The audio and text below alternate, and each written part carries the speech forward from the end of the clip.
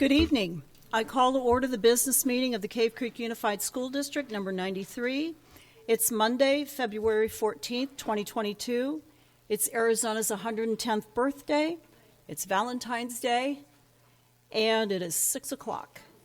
Item 1.2, roll call. All 5 board members are present, and there is a quorum. Present from the cabinet are Dr. Monroe, Dr. Jensen, Ms. Rodriguez, and Mrs. Scott. Item 1.3, formal adoption of the agenda. Is there a motion to adopt the agenda as presented? So moved. Second. I want to pull out 5.3 and 5.8. And Member Hatcher, I would like to pull out of action consent 5.1, 5.13, 5.21, and 5.25, please. Okay. Anyone else? You said 5.8, didn't you? Yes. Okay. 5.8. Okay. Are we good? All right. So there's a motion on the table to adopt the agenda as amended. Is there a second? Second. It's been moved and seconded to adopt the agenda as amended. All in favor say aye. Aye. Opposed? Abstain? The motion carries. The agenda has been adopted as amended. Item 1.4, call to fill out forms for call of the public. Nada? All right. 1.5, Pledge of Allegiance. Cash Martin, pre-K from Desert Willow, and his sister Sloan Martin, second grade from Desert Willow. And you guys are in Spanish immersion too, right? All right. And President Hatcher, we're also adding Miss Bella Dunlap as well.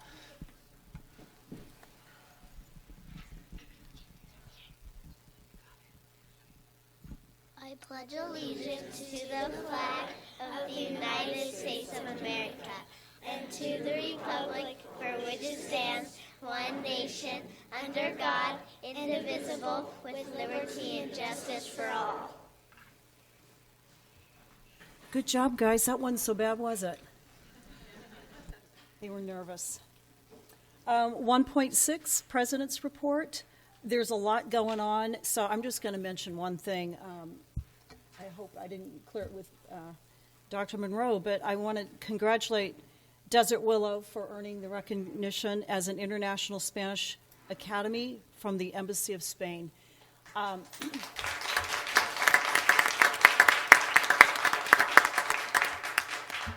They've been at that for a long time, and they do a really good job, obviously. And the students and the parents in that program are very dedicated, so congratulations to Desert Willow. And I'm going to pass it to the board. Item 1.7, board comments. I'll start, I guess. I just wanted to say I finally made it to a girls' basketball game, the Cactus Shadows Falcons at senior night, playing the Horizon Huskies, and it was an amazing thing to watch the teamwork and the skill of these ladies. So it was really fun to be there, so thanks for that, Falcons. Anybody else? I'm looking forward to Science Night at Black Mountain Elementary this Thursday, so that'll be fun. And in 2 weeks, I can't remember, I've been to Future Stinger, Future Falcons. My kids are moving up, and I don't know if that was between or at the last meeting, but exciting times. Thank you. I was able to attend a couple of Fridays ago the LMES PTO bingo night at the in their multi-purpose room, and it was a fantastic night. The PTO group did a nice job, and the kids had a blast to the point that they didn't want to stop. The kids were chanting more bingo, and I think the PTO is going to do another evening of bingo for the kids. That following Thursday, then I attended the Cactus Shadows, the student council sponsored Powder Puff flag football game, and we were trying to remember if that was the 25th or 26th annual version of that event. My numbers are probably off, but Ms. Zilka, who's in the room tonight, did a fantastic job. Great turnout and a very good game. The senior freshman team won 16-14, but I also want to call out Quinn Myers-Lentz, who was a junior. She scored both touchdowns for the junior sophomore team, so she's going to be a force to reckon with next year. That's also a fundraiser that the student council does, and it's the Stand Up to Cancer. And they were handing out sheets that had a QR code on it, and I know they're still taking donations. So I don't know if we can send that out in a newsletter or something, that QR code. But I think that's such a great event that they've done for many, many years. So thank you to all the student council members and to Ms. Zilka for all their hard work on that. Like Member Fortney, I also attended the girls basketball game for senior night. That was a fantastic game, and good luck to the girls as they move on through the first round of the playoffs. I think it's Thursday night, I believe. Tomorrow night. Oh, tomorrow night. Sorry. I also attended the high school boys basketball game, which was also senior night, and just two great events at the school. The nice turnout, but also want to mention the Cactus Shadows Pep Band with Mr. Andre Womack, who's the band director. It's something, it's for an old guy like me, it's a throwback to have a basketball game, have the pep band going in the gym. It just adds a different feel to the game, and the high school band looked great and they sound great. So congratulations to all the band members and to Mr. Womack, because they do a fantastic job. And then my last event was last Friday. I attended the Coffee with the Superintendent with Dr. Monroe and some of the cabinet members over at Sonoran Trails. So thank you for Sonoran Trails PTO for hosting us, and Mrs. Serino for having us disrupt her morning for a little bit. There she is. So that was my busy couple of weeks. Thank you. I also attended the Powder Puff game at Cactus Shadows, and I have attended many of them, and for some reason it seems like that game is always planned on about the coldest night of the school year. I can't say thank you enough to Alice and Zolka for all of the work that goes into it. It is a fabulous fundraiser for cancer, and it's really great to see how many of our students get behind this event.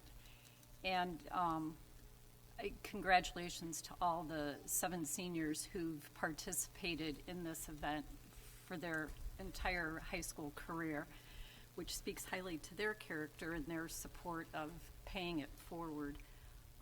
I also went to the bingo night at Lone Mountain, Go Lone Mountain, and it's really cool to see families come in with their kids and just spend a night doing something really fun. And so thank you to Mrs. Hill, and I look forward to the next one.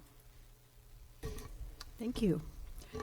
Item 1.8, Superintendent's Report. Dr. Monroe. President Hatcher, members of the board, happy Valentine's Day and happy birthday, Arizona. And Jill Sereno, happy birthday. Principal Sereno from Sonoran Trails. Turning 29 today, right, Jill? Yes.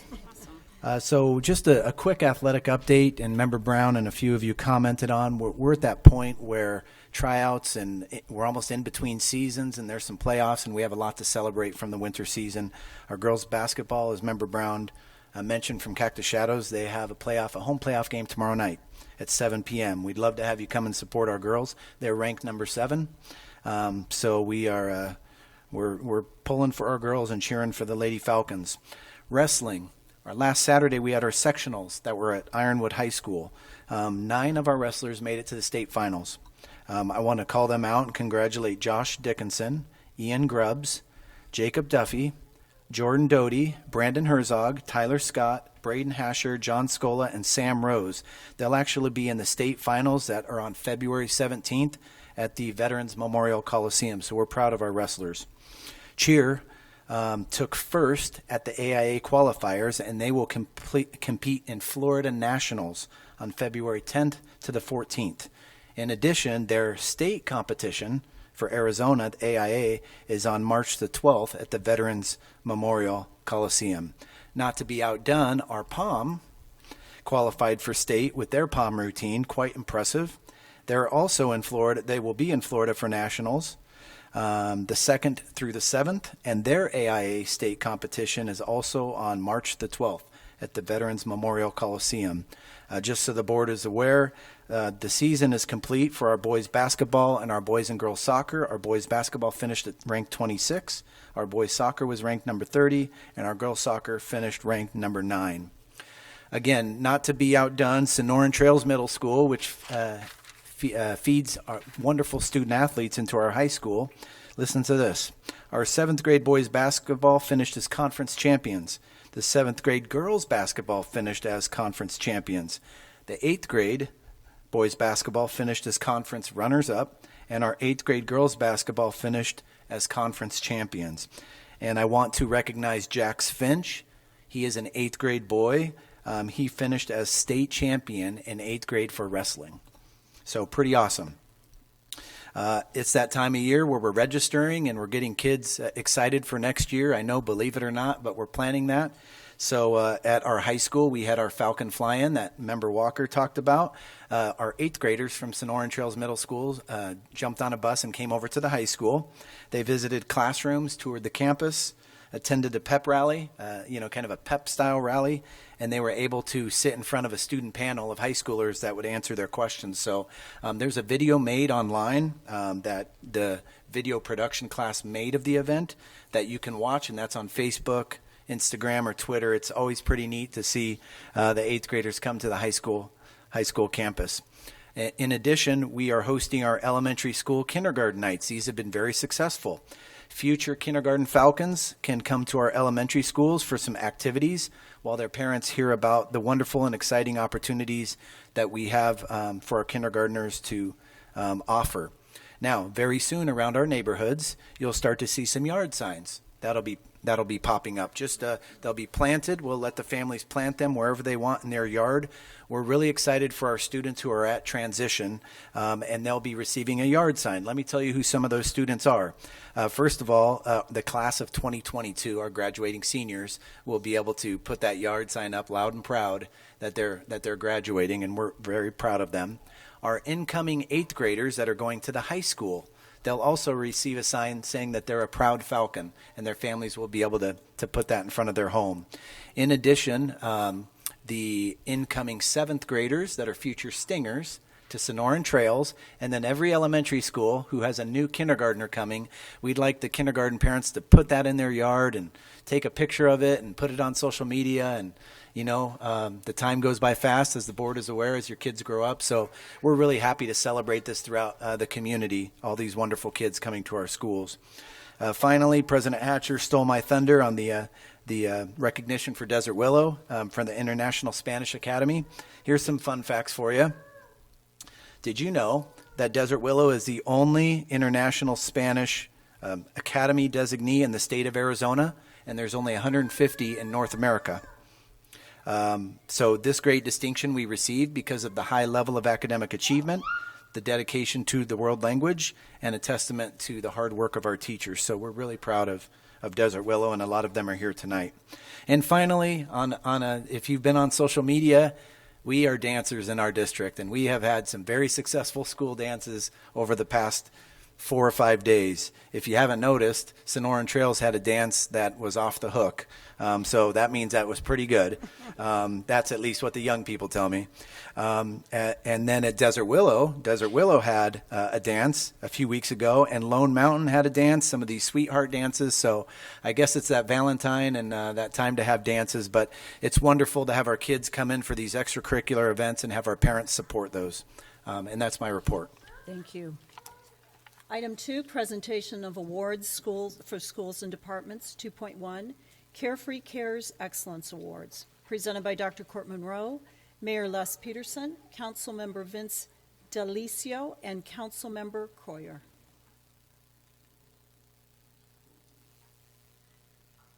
Okay, this is like Bob Barker or something, by the wheel, but I want to invite up Mayor Peterson and Member Delicio. Many of you know we enjoy wonderful community partnerships with our town municipalities, especially with the town of Carefree. So we want to recognize some of our teachers, and I'm going to hand it over to Member Delicio. Member Delicio and Mayor Peterson have been great supporters of our of our district and our teachers. And just so you're aware, our teachers, they went to the town council meeting probably a week or two ago, and they were also recognized there. So they kind of get recognized in both places because we love them and we're so proud of them. So I'll turn this over to Member Delicio, and then we'll have you come up and we'll get a picture and give you your awards. Thank you. First of all, I don't want to be rude by turning my back to you. So President Hatcher and members of the board, now I'm going to turn around. Thank you for the opportunity to speak with you. And you know, this is extra special for me because I have kids in the district. I have Mr. Dolezal back there. I have kids that have come up through the district, and you're not my kid, no. Yeah, that's why I called you Mr. Dolezal. As I was pulling in, you know, and fellow council members of mine, every time we do these awards, they start rolling their eyes because they know that when it's my turn to speak and recognize the teachers, I tend to get a little nostalgic and emotional, and it's just the Italian in me, and my hands start to move a lot, and tears well up in my eyes. But it was just next door in 2007 where our oldest boy, Noah, started preschool twice a week. Mrs. Carlene Cron was his teacher, and we got so emotional when we dropped him off, and she said, "Go home, it's okay." And then 14 years later, he was walking in graduation at Cactus Shadows, and now he's at ASU. And a big debt of gratitude to all of you, teachers, faculty. Can't thank you enough. Staff, for everything that you do to mentor our kids. And we can't say that enough because it's such a thankless profession. It is. It truly is. But what you do matters to a lot of people. And being a parent in this district, and even to people in Carefree that don't have kids, these are all of our kids. And 4 years ago, we started this Carefree Cares program. It's been running every semester. We took a little break during the pandemic, but virtually every semester since and restarted it to recognize all that you do. And it's not just for teachers. It's for any staff, anybody that's recognized by your principal as somebody that mentors youth. And you all do that, and more than you know. When I get home, my kids will tell me stories about one day how the janitor had his wedding reception in the at Horseshoe Trails, and I mean I thought that was really cool. And you got to know these people, and that's what it's about. It's a sense of community. Had a chance to serve on the Strategic Planning Committee a couple of months ago with Dr. Monroe and members that are here tonight, and it was such a great experience. And for those of you that are here tonight and those of you that aren't, that will have a chance to read this later, get involved with your schools. Give your school tax credit money. You get it back anyway. Give your time. Give everything that you can because these are our future leaders. So with that being said, it is about the kids. And I do want to recognize tonight, on behalf of Mayor Les Peterson and the town of Carefree, some very, very special faculty and staff. Let's start with reading specialist Michelle Adair from Black Mountain Elementary School.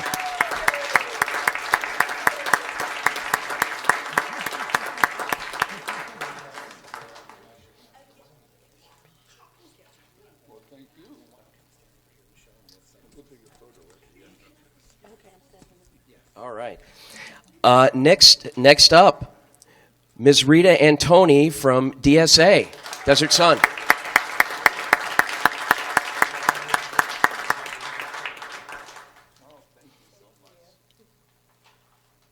All right. Ms. Carrie Barrett from Lone Mountain Elementary School.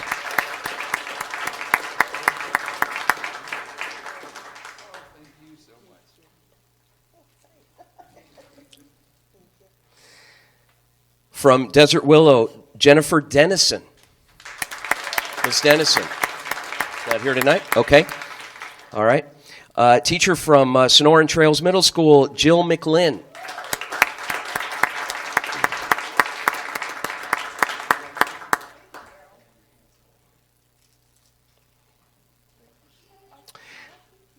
Instructional aide from Horseshoe Trails Elementary School, Elaine Young. Ms. Young.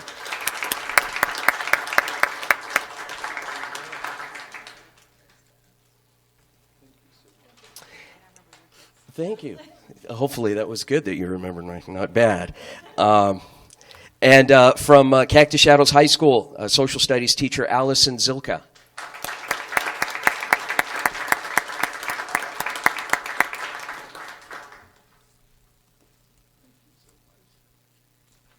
Thank you all once again, and we'll get a group photo.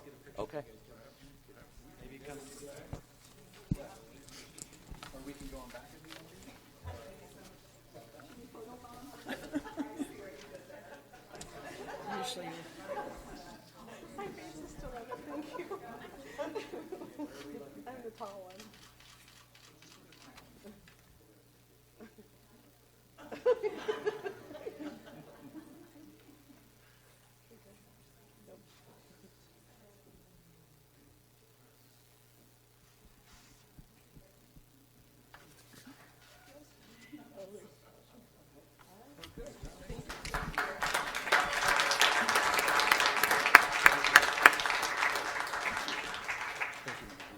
If I might thank the governing board, I know that there are times when what you do is not fully appreciated, but the results of what's happening in our schools is exemplary. So thank you.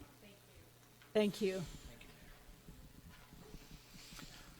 Okay, I'm going to invite Mrs. Baca Dunlap up to the front for some Desert Willow recognitions. Dr. Monroe, can you just hold a minute and Oh, let me yes. introduce that item? Please, sorry. That's okay. Carefree Council, thank you for the words that you said about our staff and the community involvement and your kind words directed at us, too. Thank you very much. Item 2.2, Desert Willow Elementary School Excellence Awards, presented by Dr. Court Monroe and Mrs. Brandy Baca Dunlap.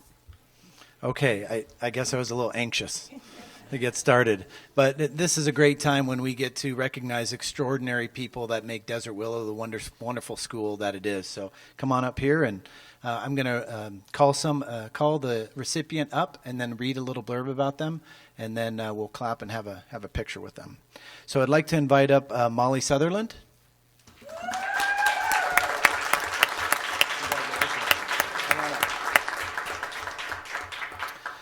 Molly Sutherland, community member extraordinaire and volunteer. When Molly enters the campus at Desert Willow, a ray of sunshine comes with her.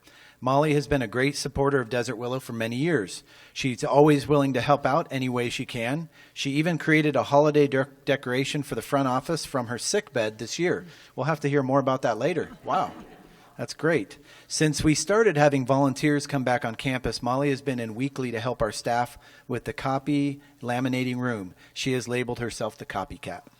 Even with having a full-time job, she always finds time to come in and help our teachers. Sometimes she comes in and starts copying, then leaves to attend business meetings, and then comes back to school to do more work. Molly is always supportive of both the school and the district on social media, whether it's to support bonds and overrides, get information out on COVID testing and vaccination sites, or just to say great job on social events and school news. Her cheers are just the encouragement we have needed some days this year. She definitely brightens our day when she is on campus. We feel so lucky to celebrate Molly today. Congratulations. Thank you.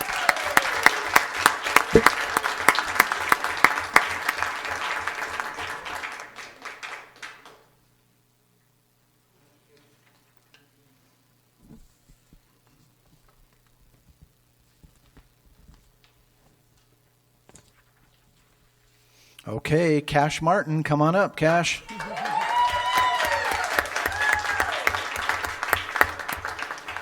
I think after you guys hear this, I think we all want to be like Cash when we grow up. Cash Martin is a preschooler in Miss Brandy's class at Desert Willow. This little boy's heart is full of compassion for others. Cash had a lemonade stand this year, and he told his mom he wanted to use the money to buy the teachers at Desert Willow breakfast. Yes, he's a preschooler. On the Monday after he had his lemonade stand, the teachers were treated to a wonderful bagel breakfast. In class, Cash is always the first one to volunteer to help a friend or a staff member. He is patient and a wonderful leader to his preschool peers. Thank you, Cash, for being responsible, respectful, and most of all, kind. We are so lucky that Cash is part of our Roadrunner family. Congratulations, Cash.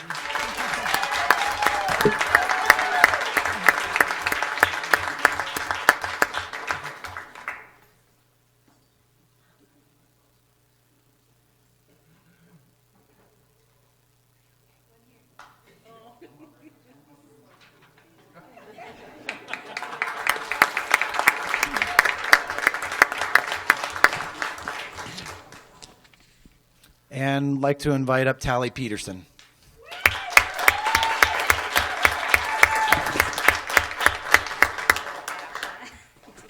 Yes, hard to follow Cash. Maybe I should have done him at the end. Mrs. Peterson inspires excellence in all that she does. She intentionally makes choices to increase student achievement through her professional development, her engaging lessons, and true kindness. She continued her education, earning a master's degree and also national board certification. When you walk into her classroom, you feel the excitement for learning in her voice, in her smile, and in the songs she always sings. Every student leaves her class with a heart full of love, a head full of knowledge, and a memory full of amazing experiences. She takes the extra time to make each and every person feel appreciated and cared for. Mrs. Peterson is a role model for all our road runners. Congratulations.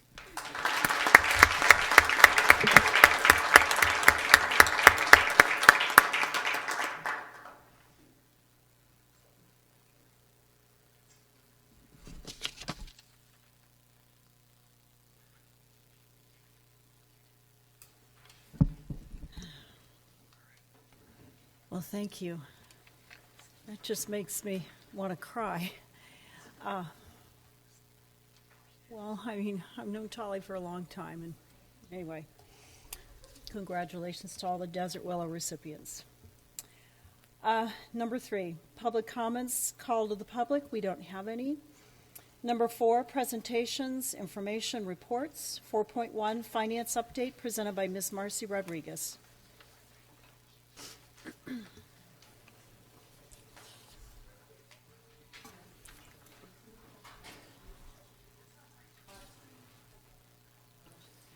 Might want to just give them a moment. You guys don't have to leave.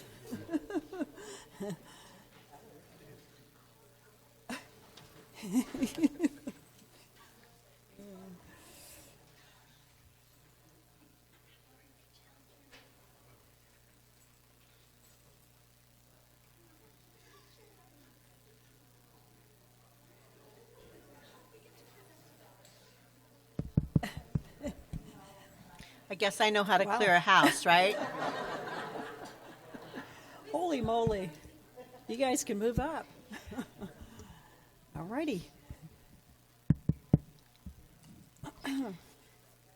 Thank you. Madam President, members of the board, I want to give you a financial update on a few things this evening. First thing that I wanted to discuss is the aggregate spending limit, or the aggregate expenditure limit, as it's known, AEL. We've heard a lot about this in the news. There's a lot of concern out there amongst school districts whether the legislature will lift this and make an exception and overrule this expenditure limit that's constitutional in the state of Arizona.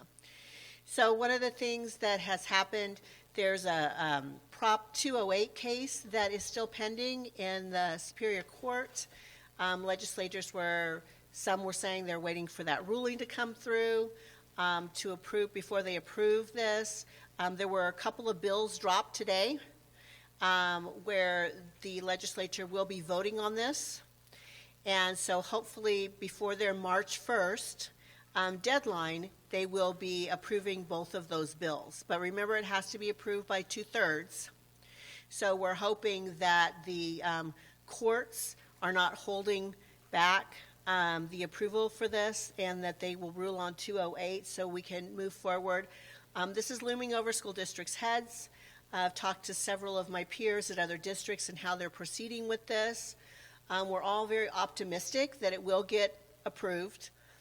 There's a lot of pressure being put on the representatives right now. Tomorrow, the parents are having a rally where they are going downtown and they are having a bake sale. They are told to wear their aprons, bring their cookies, and we're going to raise money for schools if the legislature is, not going to overrule this. We've given information to our parents and information about who our legislators are so that they can write them and contact them and let them know how important it is not to be disruptive. Our children's education has been disrupted for the last 2 years.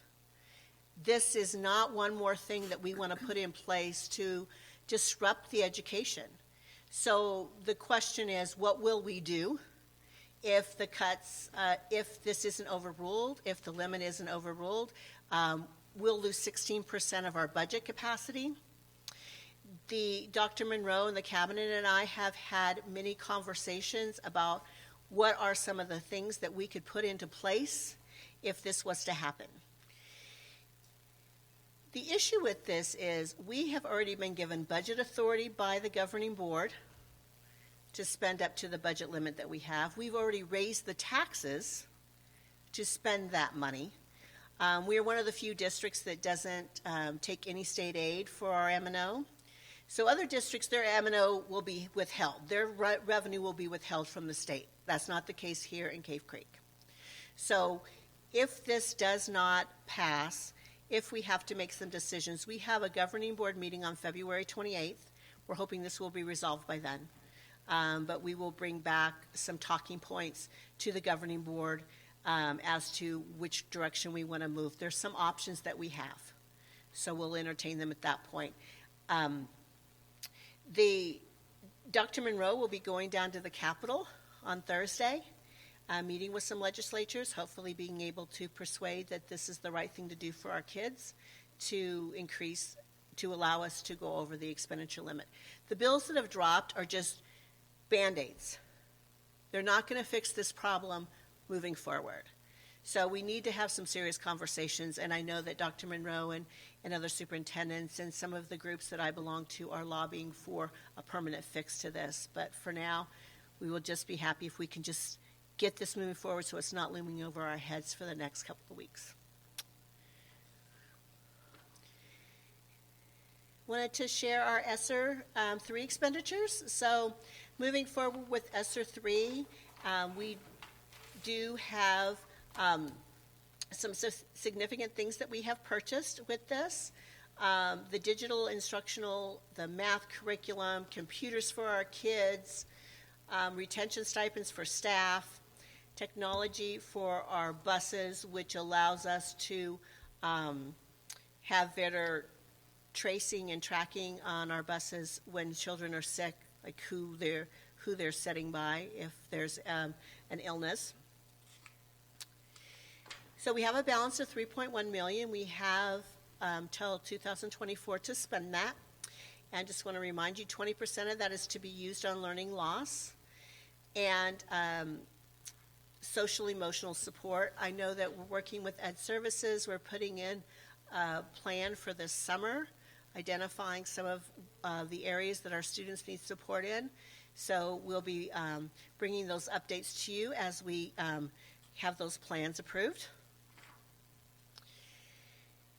So over the next 3 years, here are some of the areas that we will be investing this money in: retention of staff, crisis prevention, multiple tiered screenings for our kids, and this is again to help identify where the learning gaps were, professional development for our staff, mentoring our teachers, curriculum, and then more Chromebooks. I will open the floor for any questions at this point. On that slide you just had the next to the last bullet point, what adoption curriculum materials is the district thinking about, or for what grade level, what topics? So, I mean, some of the stuff that we've already done, we have purchased some math materials for our classrooms. We're not going to get into too much in terms of a cycle, because then, as we know, this is one-time funds and we don't want to pay for things that we would then have to refresh. So there are some other things I know at the high school with what they're looking at between multiple options. Some of them cost more than others, and so there haven't been any decisions made about that. We're just at the preliminary phases of kind of looking at those pieces. Thank you. Any other questions or comments? I do have one question. The computers that were purchased, were those replacements for Chromebooks? Yes, thank you, Member Busby. We did replace Chromebooks that were outdated and no longer had a life cycle. They couldn't be upgraded anymore, so they're replacements. None of these, all the Chromebooks will be refreshed because we have so many that are outdated at this point. Do you have an idea of how many this 214,000 purchased? Probably around 200. And actually, I believe, Member Busby, that was the teacher laptops, because if you'll remember, previously our teachers did not have laptops. And so we were able to purchase laptops for all of our teachers this year so that they could take it home and work at home as well.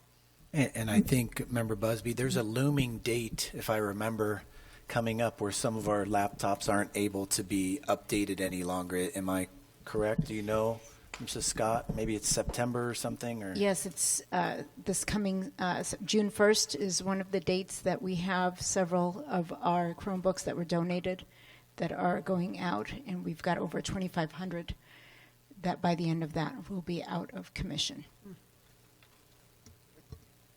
Is the Chromebook piece the right piece for us to be investing in? Because I know we have gotten funds from Kiwanis and we've done donations and whatnot, and with them having such a limited shelf life, is there maybe another option if we're going to spend our one-time funds here on the ESSER 3 monies? Should we be smarter about that? Is there a smarter option? President Hatcher, Member Brown, it was actually something that we had in discussion with our technology department, and for our students, whether it's through a Chromebook or a Dell laptop, because we also discussed the Dell pieces, they all have a shelf life, unfortunately. And so we worked specifically with IT to look at all of those different options. And so we had a wonderful meeting actually with Kiwanis as to what kind of plan we'll be moving forward with and working with them on some of those replacements with Ron Ireland and Tom. So we've had those conversations, but unfortunately right now, even from IT's perspective, those are the best components for us to utilize the computers. Thank you. Absolutely. Member Brown, if I may, we will be bringing a recommendation for a Director of Educational Technology to the board soon. And we would like to have the person that we bring on board review just what you're asking to make sure that that is the best investment for our money and get the long-term, bang for the buck, if you will, on this limited amount of funds that we do have. So thank you for the question. Okay, thank you. Any other questions or comments? Okay. I just want to make an advertisement for the district's website under budget. There's a very good budget resource guide, and I noticed it is updated because it looks different than the one I saw a month or two ago. So anyway, this is very informative, and it's called Budget Resource Guide 2021-2022, and I would encourage people to go on the district's webpage under budget and look that up.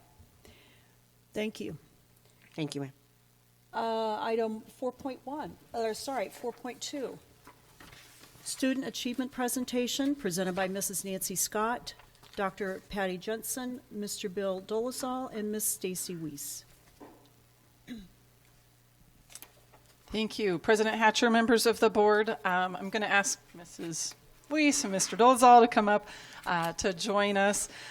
Tonight we have the opportunity to share with you one of our greatest passions and the primary reason we exist, which is student achievement. So we'll get up there. Mark, back. I've got it. There we go. Okay. We're driving. We've got it. Okay, go ahead and go to the next one.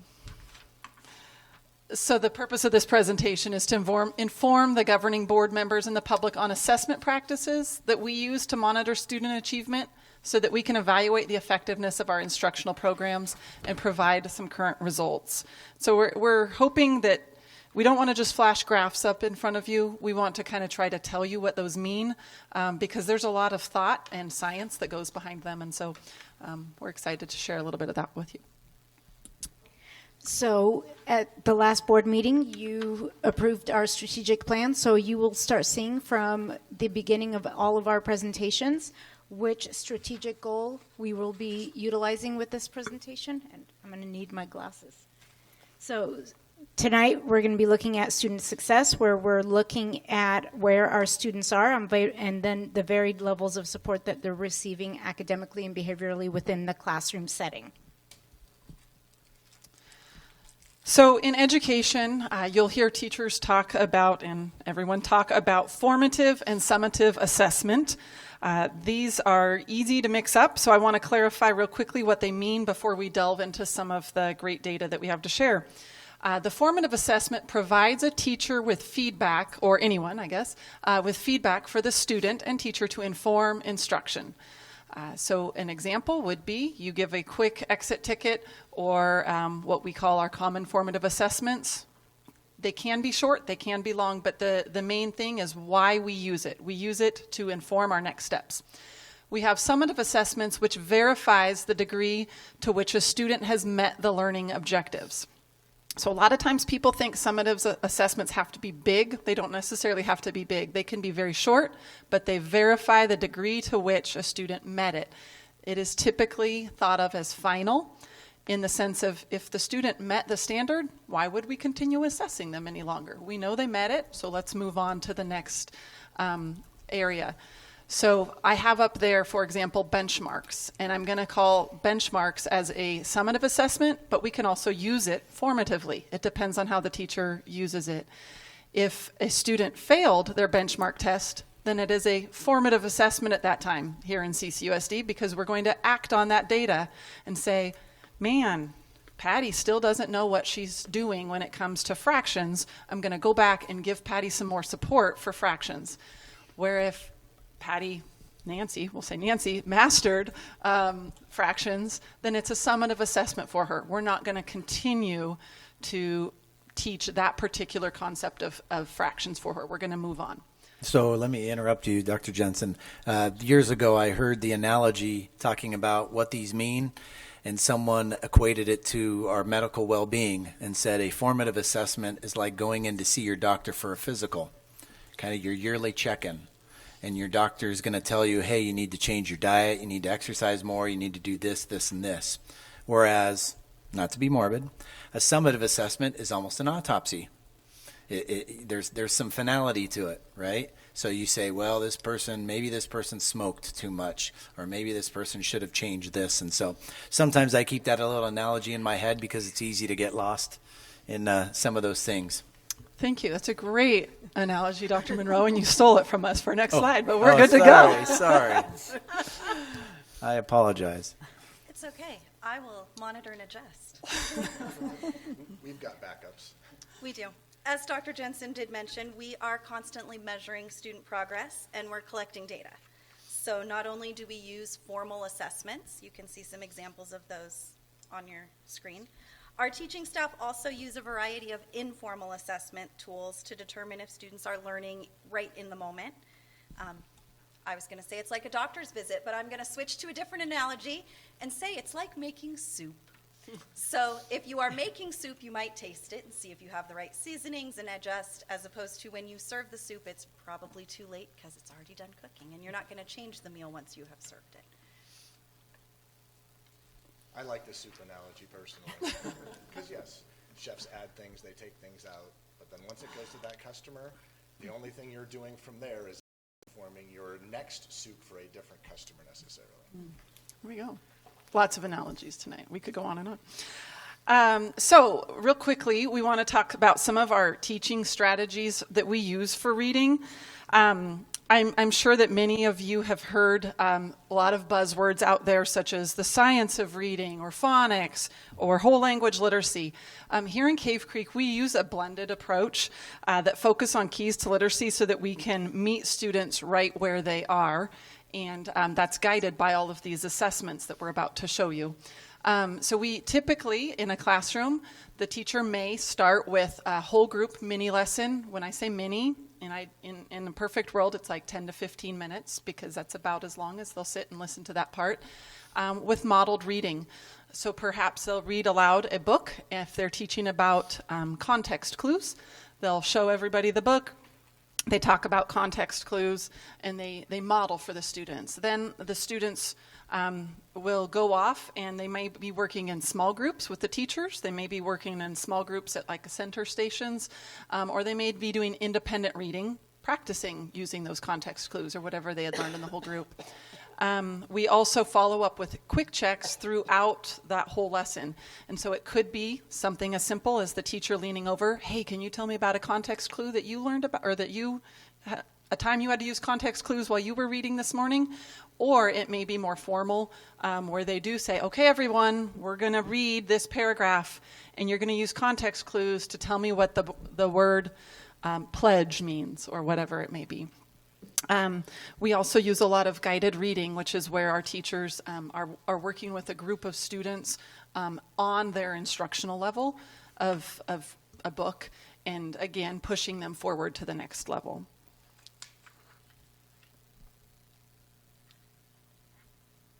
So I'm going to talk to you a little about one of the reading screeners that we use. It's called DIBBLES. It's the Dynamic Indicator of Basic Early Literacy Skills.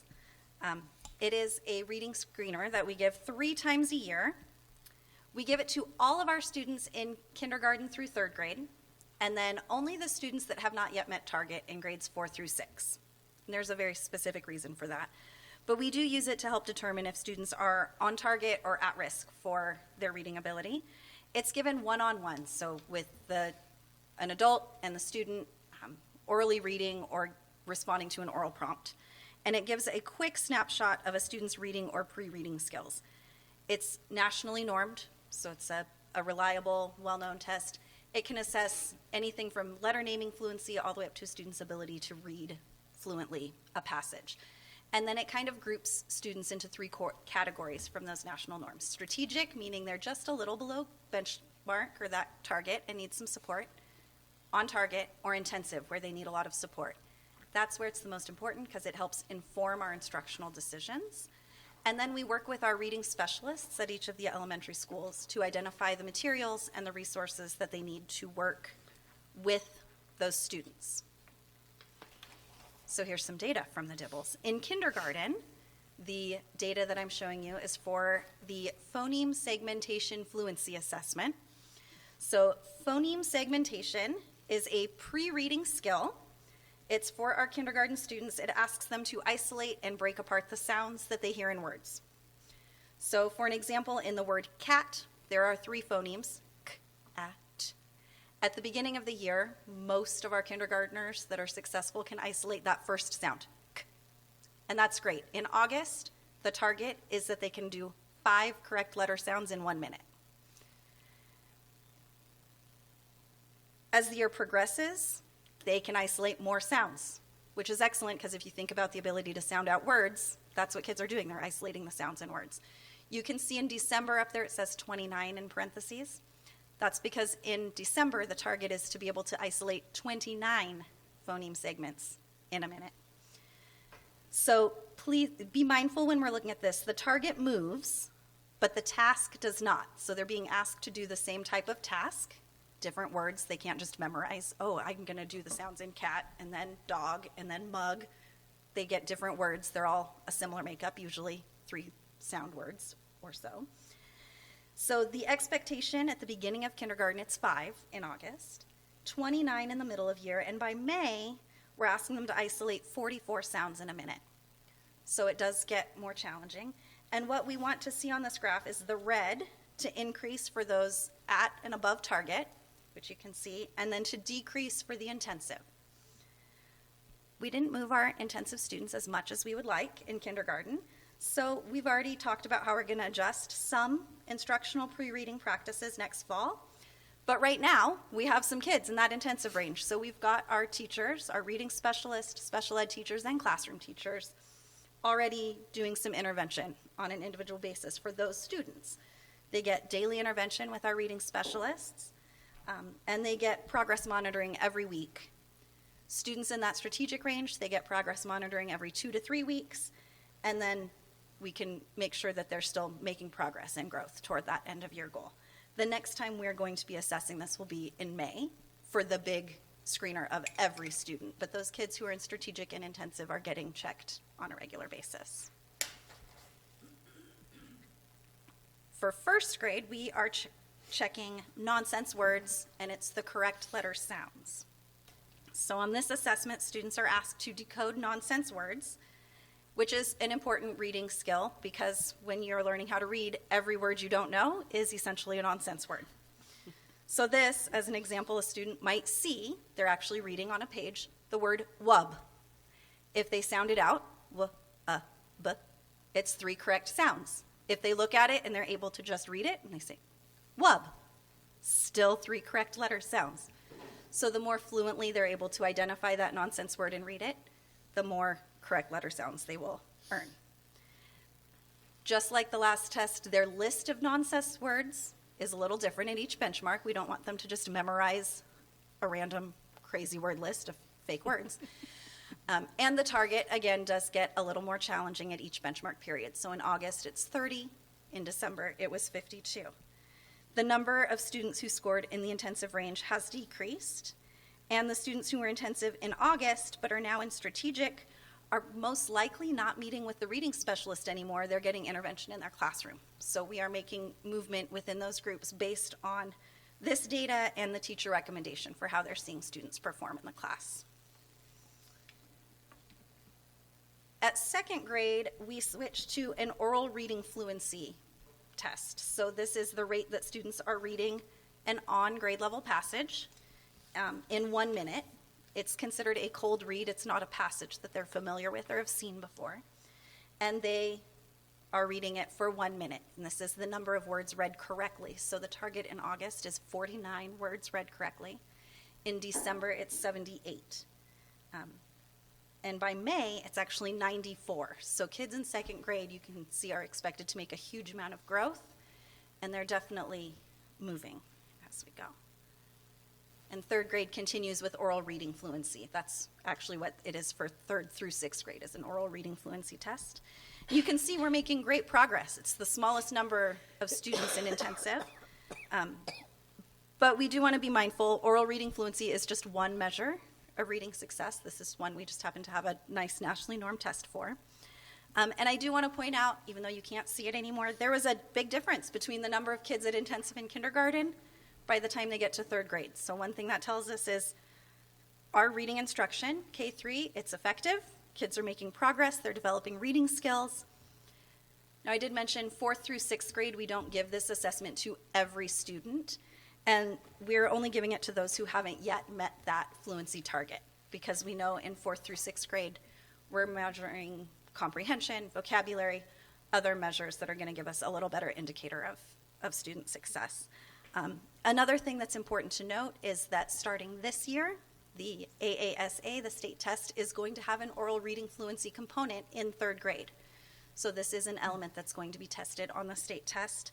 We will not have data back on this element this year because it's a field test, but the following year we will start getting a fluency score for our students on that state assessment. So having them practice that oral reading fluency is an important element the state has determined as well. So one of the pieces about DIBELS is that it's like I would call it a developmental test. It's going to tell, and I don't even want to call it a test, but a screener that's going to tell us, are they making appropriate progress of where they're supposed to be? It's not something we can teach to and say, yep, they've mastered it, we're moving on. We're constantly monitoring it and watching their progress go up. There's other types of assessments we use where we do teach to mastery, and we want the students to actually master that material. And so I know that we've had a few people raise concerns about the fact that we, in some of our classes, we allow students to retake tests. I've spoken with several different individuals about the benefits of allowing retakes, but I also wanted to be sure that you all hear as well, because the widespread belief is that when we allow students to retake a test, that they might, we're enabling them to be irresponsible, or they might not study as hard, knowing that there's a chance to do the retake later on. But quite the opposite has been shown over and over. And when we are offering retakes, there's actually a built-in consequence, first of all, for that responsibility piece. First of all, no kid wants to take a test multiple times. It's not fun to take a test over and over again. Second of all, many of our teachers who offer retakes do require the students to do an additional work or come in for additional tutoring before they would allow a student to retake it. But ultimately, I just wanted to show a little bit on this slide about why would we allow retakes, why would we teach to mastery is ultimately what that's doing. So part of it is that students learn from their mistakes as they do retakes. I know as a student, I was a straight A student in high school and never got a B, but I also always calculated what I needed on the final exam before I took the final exam so that I could keep my GPA the way I wanted it. And I would then I would look at my averages and study for the test where I needed the highest score. The rest of them, whatever. Oh, I just need to show up. And so then I wouldn't even study for it. To me, that wasn't the most responsible behavior, and I certainly wasn't promoting a learner mentality in myself. I was just playing the game. But similarly, when you have to take it until you demonstrate mastery, you learn. You actually learn the content. You don't just get an A out of the class. Grades, I put there, grades can then represent what has been learned compared to the learning standard, as opposed to evaluating a student's responsibility. It keeps students accountable for learning all of the content, not just say 80%. Oh, 80% was good enough. I'm done. I don't need those last 6 spelling words or the last 4 spelling words. I can just be okay with the ones I got right. It provides students with some choice. I think this is a big one. It reflects life beyond K-12. I don't know of any test for a professional certification where you're not allowed to ever to have a retake. I know teacher certification tests they can retake, bar exams, the MCAT, NCLEX, that's the nursing exam, driver's tests, you name it. You can take it as many times as you want. The built-in consequences, you probably have to pay for it multiple times, and you don't want to do that. It also respects students with test anxiety, and it reduces cheating because we are kind of lowering that pressure that we place on them. With that, we're going to bridge into secondary. Dr. Jensen, may I ask a question here? On your first bullet point, the students learn from mistakes as they do retakes. How often are teachers allowing students to do the retakes? It's not rampant, I would hope. I mean, I would think our students would eventually, maybe 1 or 2 times on a test, would fix their mistakes, fix the ones they got wrong, or however we're looking at that. Member Brand, I can't say that we have a system for monitoring how often it's occurring. However, I do know when I've worked with teachers who are in the practice of offering retakes, we have systems in place so that they don't get to retake the test until they've demonstrated that they're ready for it. So maybe they had to do a study guide and show that they could do the study guide or something along those lines. So they don't just get to, oh, see you tomorrow for my next test. So, yeah. I just don't want the student to get in a rut to the point where now the achievement of the class is starting to widen out because we're working on retesting this group. Absolutely. And this group's moving on, and the kids in the middle are kind of stuck in the middle because the teachers already pulled a couple of different directions. Correct, Member Brown. It certainly is a balance, and it takes a lot of finesse from the teacher side, because the other end of that is if we leave them behind and we just say, well, you didn't learn fractions, we're going to move on with the rest of the class, you really do have a very wide gap at that point, because then the student never learned fractions, as opposed to if we teach it until they demonstrate mastery, well, at least they learned fractions, you know. They might not have gotten as far, but at least what they've got, and that comes down to us identifying essential standards and what is most important for them to know, which, yes, it all blends into our PLCs. I could talk with you about it for days, but... Dr. Jensen, I would think that it's very different with junior high and high school as well, where I think usually it's required office hours are done, and that retake is done on the student's own time. Additional time, so you're not taking away from the classroom. I think the K through 6 is probably much different. Yes, that's correct, Member Walker. Okay. Speaking of high school, thank you for that transition. Beautiful, smooth. President Hatcher, members of the board, Dr. Monroe and cabinet. So I'm going to go through here, and really what we wanted to show is just some data from 9th, 10th, 11th, and 12th grade. These are when students are earning credits. They have to pass their classes in order to accumulate enough credits to actually graduate from Cactus Shadows. I'm going to go through these. Again, looking at general trends, I want to say that the bar on the left, 125, that's just a student count. So just to have an idea, there are 429 freshmen. So when you're looking at this, ultimately, kind of keep that in mind. That this is out of 429. The computer chose 125 as its target because we had more than 100, but not quite a 125. So again, we can see math and science freshman year. I think we've had conversations about the difficulties with algebra, particularly there. And then science. Looking at 10th grade, again, we see science up there. That is typically the time when chemistry is known as one of the more challenging high school sciences for sure. Math, again, is still up there as the second. For 11th graders, again, we're talking about math and science. Social studies now skyrockets into the game, at least for D's in 11th grade.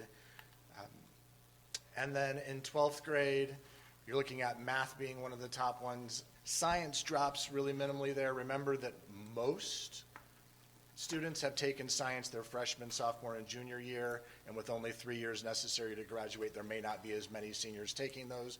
And the seniors that are taking those oftentimes may be in your APs and your other sciences as well, those higher levels that happens to be their shtick. I can go back and forth between these two. Overall, if you want to look at it, again, these are numbers and data. What it tells, what I see when I look at all of these slides is regardless of whether we're talking D's or whether we're talking F's, something happens. Couldn't tell you exactly what right now, but something happens in between first quarter and second quarter because they go down everywhere. Number of D's goes down, number of F's goes down, sometimes quite dramatically. I mean, looking at the 12th grade one just right there, you're going in math, you're going from 69 students at the first quarter who are having a failing grade to ultimately 12.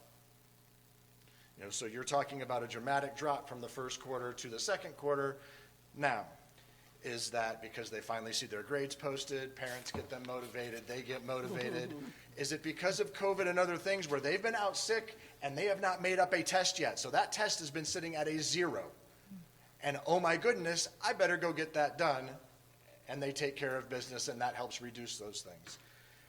What I'm most excited about is with Cactus Shadows and looking at this where we can look at, okay, something happens between first quarter and second quarter, to really enjoying the process with them where we're moving beyond just these office hour things or extra help, you come to office hours, retake a test, things like that, to common grade level assessments. Where the teachers have already started that process and working. I know, Member Brown, you've brought it up. It's been brought up before about the high school's been talking about these things, and I haven't seen it come to fruition. I'm excited to be on the team that's getting to the fruition where we're talking about, and teachers are already reviewing common grade level assessments in order to improve mastery. They will be able to identify strengths, weaknesses, celebrations, and areas of improvement for their individual kids, and then for themselves as well. They can do that through bell work, small group mini lessons, and again, the continued office hours and things that are already in place.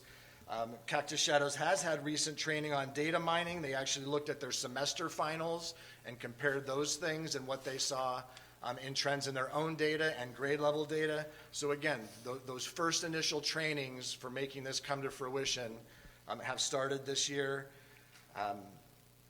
And then furthermore, a team of teachers went to PLC training. So a group of them have gone. So again, excited about taking this and the first baby steps of looking at all this data and having these PLCs at the high school level. They've also got additional training scheduled for this upcoming PD Day on the 22nd. If I can interrupt one real Please. quick. And Member Brown, you were there on Friday when we talked about it. We're very excited coming up in April that we are looking at the essential skills that our students need to ensure that they are reaching that mastery level at the high school. So they will be meeting with our middle school teachers to look at what essential skills do they need to come up into their freshman year and immediately become have that mastery level at that level. And then what's exciting is 7th grade will be meeting with 6th grade. So we're really looking at that pre-K 12 continuum, and that's starting right now this year in April, so that, again, you know, as we talked earlier at the year, if you guys remember when we were talking about our assessment data, you always saw that between 8th grade and 9th grade, there was a huge dip with our student achievement. Even some of our best students struggled. And you saw the interventions, if you go back to that 9th grade piece, you saw the interventions that the teachers put in so that by second quarter, after that first quarter progress report, students were passing their courses, but they had to see that change. What we hope is that with these conversations about the essential skills that they need coming up, that we're taking care of that before freshman year even happens. We also have a meeting coming up, and again, Member Brown was there on Friday when we talked about this, with bridging programs. So we're going to be specifically targeting our students, especially in math, for 8th graders going into freshman year to provide a summer bridging program, working with our teachers. I know I've talked to several of the math teachers at the high school. They are so excited to provide this for our kids so that when they're coming in freshman year, they have those skills and that we're reducing that achievement gap. And the same thing, talking with Ms. Sereno about having that bridging, almost like a bridging camp for our 6th graders coming into 7th grade so that they can be successful. And again, as we close that gap from 6th grade to 7th grade, 7th grade to 8th grade, 8th grade to 9th grade, we're going to see our high school students being more successful. All right. Ms. Scott, can we, and I don't know this answer, and I'm not holding your feet to the fire because you probably won't know this answer either, to go back and look at the course catalog and to see what are we offering for those 8th graders, incoming 9th graders in that math piece, that all of a sudden they stumble and they have that big D right in those first 9 weeks. And then a similar question, then we could look at all of it, but what happens in 11th grade social studies? Yes. That's not American Arizona history, I don't think, or maybe it is. It is. All right, it's it American, is. Yep. So, I know that couldn't be a tough course, but I just don't know if there was a correlation with our course catalog, too, with how, they like the math goes good through middle school, and then we get to freshmen, and then it's like, oops, brick wall, and the kids kind of struggle. And knowing that there's also a learning curve for an 8th grader, now you're the small fish on the big campus, you're now a freshman, and everything's new. And social life. Yeah. Member Brown, no, that's actually a great component of it. And one of the things, one of those pieces, too, that we've really talked about is ensuring that our middle school model mirrors the high school model, so that when they are transitioning from 8th grade to 9th grade, it's a much smoother transition. And that's talking with the kids, especially in the superintendent students cadre. That was a very difficult transition for them because that shifted so much between the two models. Mm-hmm. And so that was one of those components that we've talked about, and now we've really had those discussions and moving that 8th grade, 7th and 8th grade schedule to mirror more so what they would see at the high school to have that smooth transition. And then on the American Arizona U.S. history side, you see quite a bit more writing than you do in world history prior to that. And then you also have 1 year where a lot of students do not even take a social studies course because, again, the social studies requirement's only 3 years. Yeah. And so they're missing out on that 1 year. So that's one of the components where it's kind of just re-triggering their brain back for 11th grade, and that writing component becomes a little bit more difficult at that point. So at the beginning, they kind of struggle to get back into that mode, if that makes sense. And I do know, like with the athletics, they'll pull grades because they have to be, yes, obviously keep their grade point average up and no Fs to still participate in sports. But I also know at the beginning of the year, a lot of times, some of the teachers may have only had 1 or 2 grades in their grade book, whether it was paper grade book or digital grade book. And I know we had, back in the day, that was always a if we had an athlete that might have been needing some work on their grades, that was always a struggle too. That, it's like we needed the teachers sometimes to enter grades in the grade book so those kids could become eligible to participate. Yep. And we're definitely having those conversations alongside those grading practices. Thank you. Do we have any information on how many parents in the district pay for private tutors? It seems like I hear a lot of, if your kid's in this chemistry class, you have to get this tutor, or you're never going to pass. Or do we have any of that information? I don't. No? That's actually do the not. first time I've heard that. Okay. So I'll definitely. At the beginning of your presentation for secondary, you mentioned algebra. Up to, I'm not sure this year, but has the issue with kids taking algebra in middle school when they're going up to Cactus Shadows to take algebra as an 8th grader, are they getting credit for that in high school? Because that's been a huge issue for a lot of years, where they'd take the class, but when they get to high school, it isn't reflective on their GPA and the credit, and so it's, they took the course. So they do. It is not counted in their GPA. Most of the students that are in algebra in 8th grade typically then go on an honors or an accelerated path, and having a 4.0 from the middle school, that impact on their GPA could actually negatively affect their overall high school GPA. So the only time a grade is calculated on their high school transcript in their GPA is if they were one of our 8th graders, typically, who go to Cactus Shadows, and on Cactus Shadows campus, they are in honors geometry. And then that is a 5.0 scale, so that is reflected on their high school GPA. So that's the why behind, yes, the math credit goes there, but they still have to take 4 years by state law of math at high school. But that's why it's not counted in their GPA. So, Bill, so it's not counted in their GPA, but it counts as one of the 4 years, and it counts as high school credit. Taking 8th grade algebra. It counts as high school credit. High school credit. Yes. Correct. Towards graduation. Towards graduation. Yes. But it is not one of their 4 years of mathematics in high school. Okay.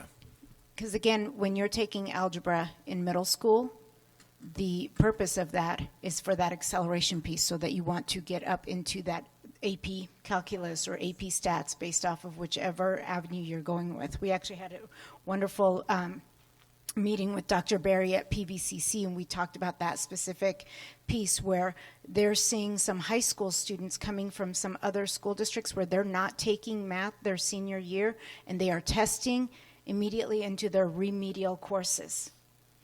And that was one of the pieces that he actually gave CCUSD quite, I'm going to say props to, but because of that piece of really encouraging our students to continue with their 4 years so that they're not wasting any time, and whether they're going community college or whether they're going to the university, of testing into remedial courses.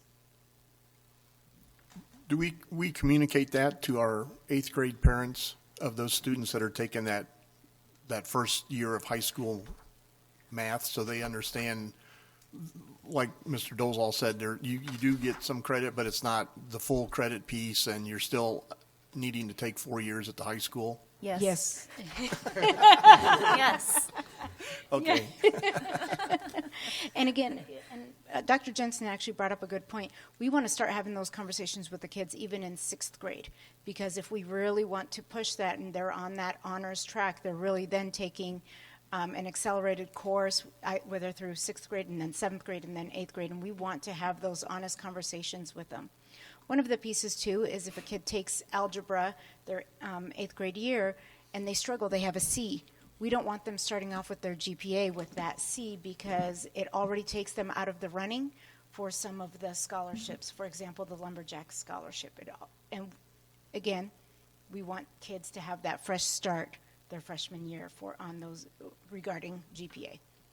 And having kids both in 6th and 8th grade this year, and is opposite in their math skills from one another, I've seen it at both already this year because they're already having to work on their schedules. Last week we're due, so Absolutely. yeah. And again, we want to be as transparent as possible with kids and with the parents, so. And next secondary test we'll talk about is the Civics Test. This became a state requirement in 2017. It really is the U.S. Citizenship and Immigration Services test.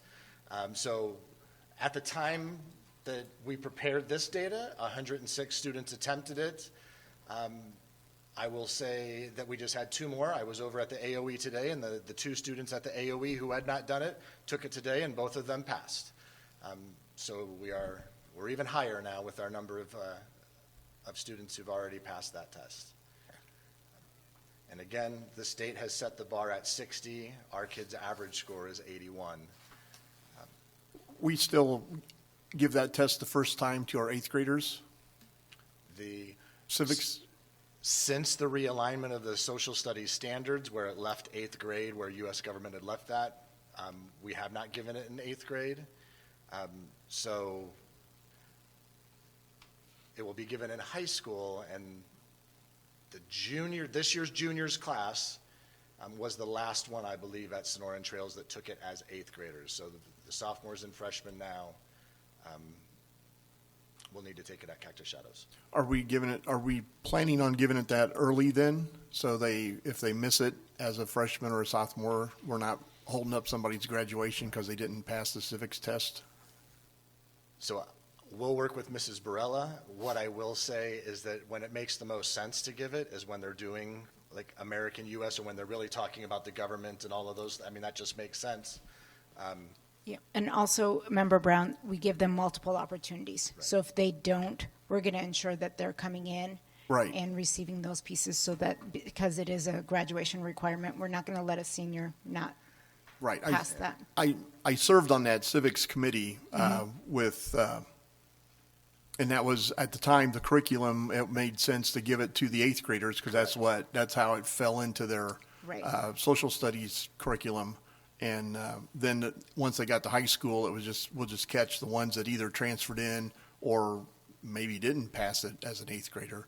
I did see in some documentation Dr. Monroe had sent out today that there is a bill, an active bill to make that percentage to pass as 70% instead of 60, that they're wanting to up that a little bit now. So, There. but our 81% we still are good there.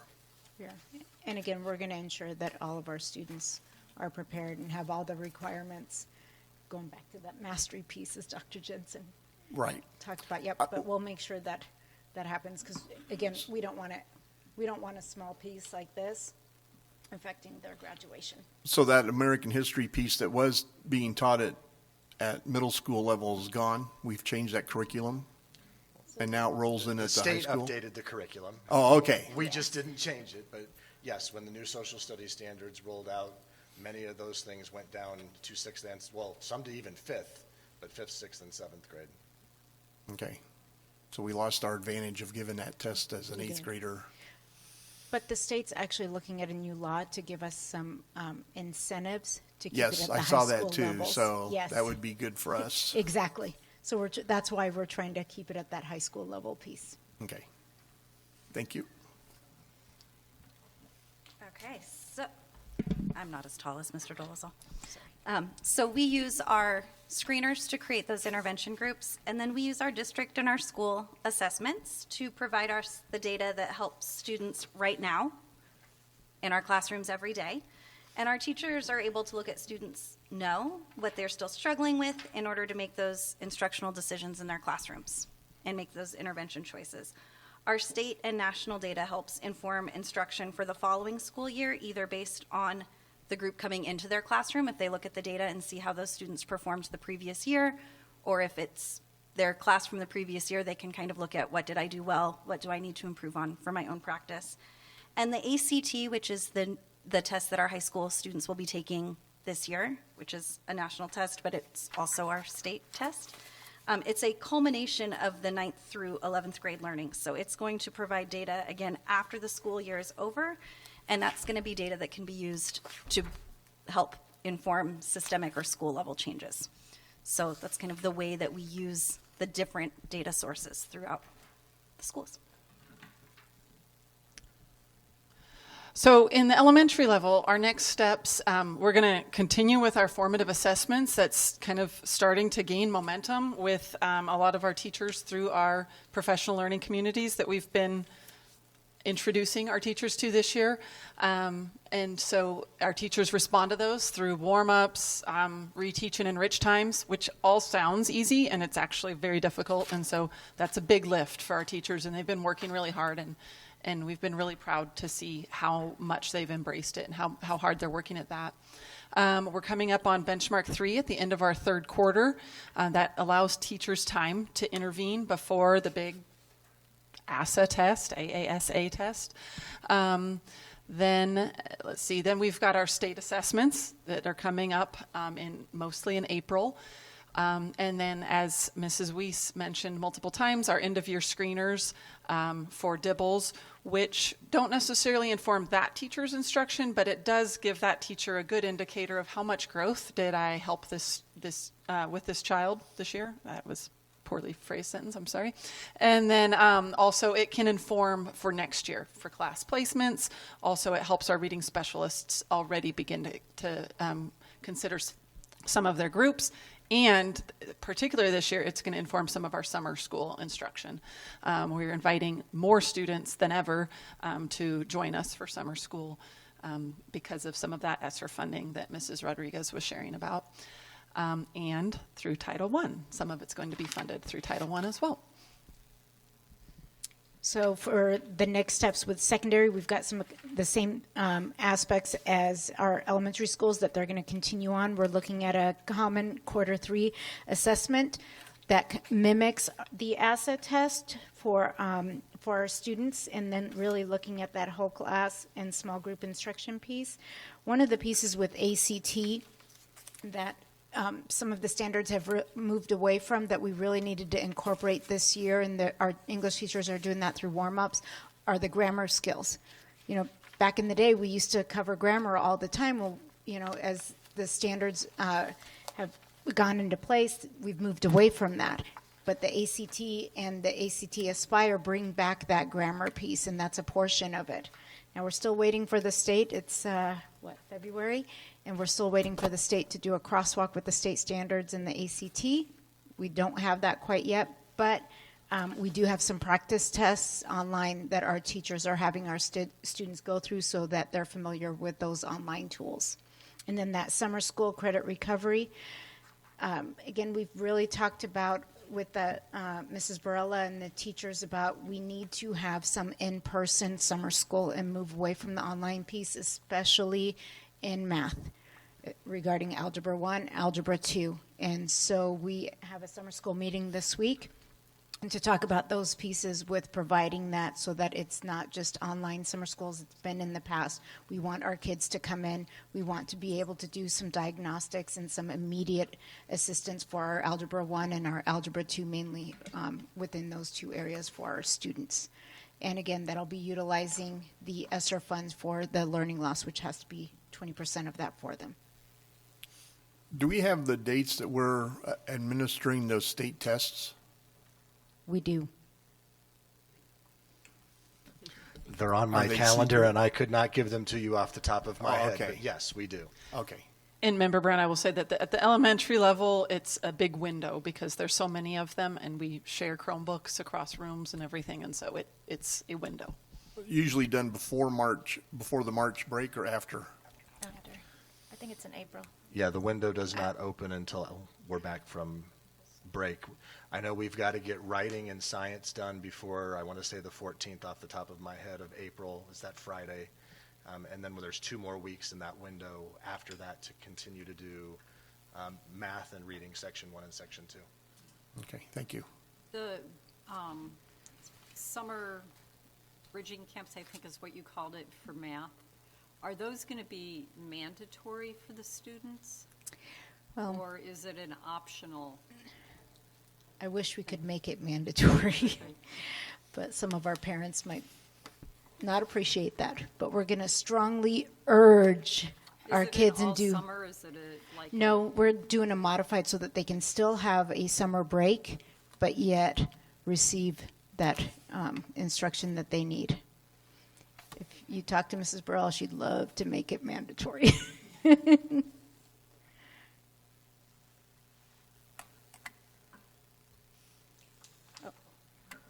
Sorry, my last slide, I almost forgot.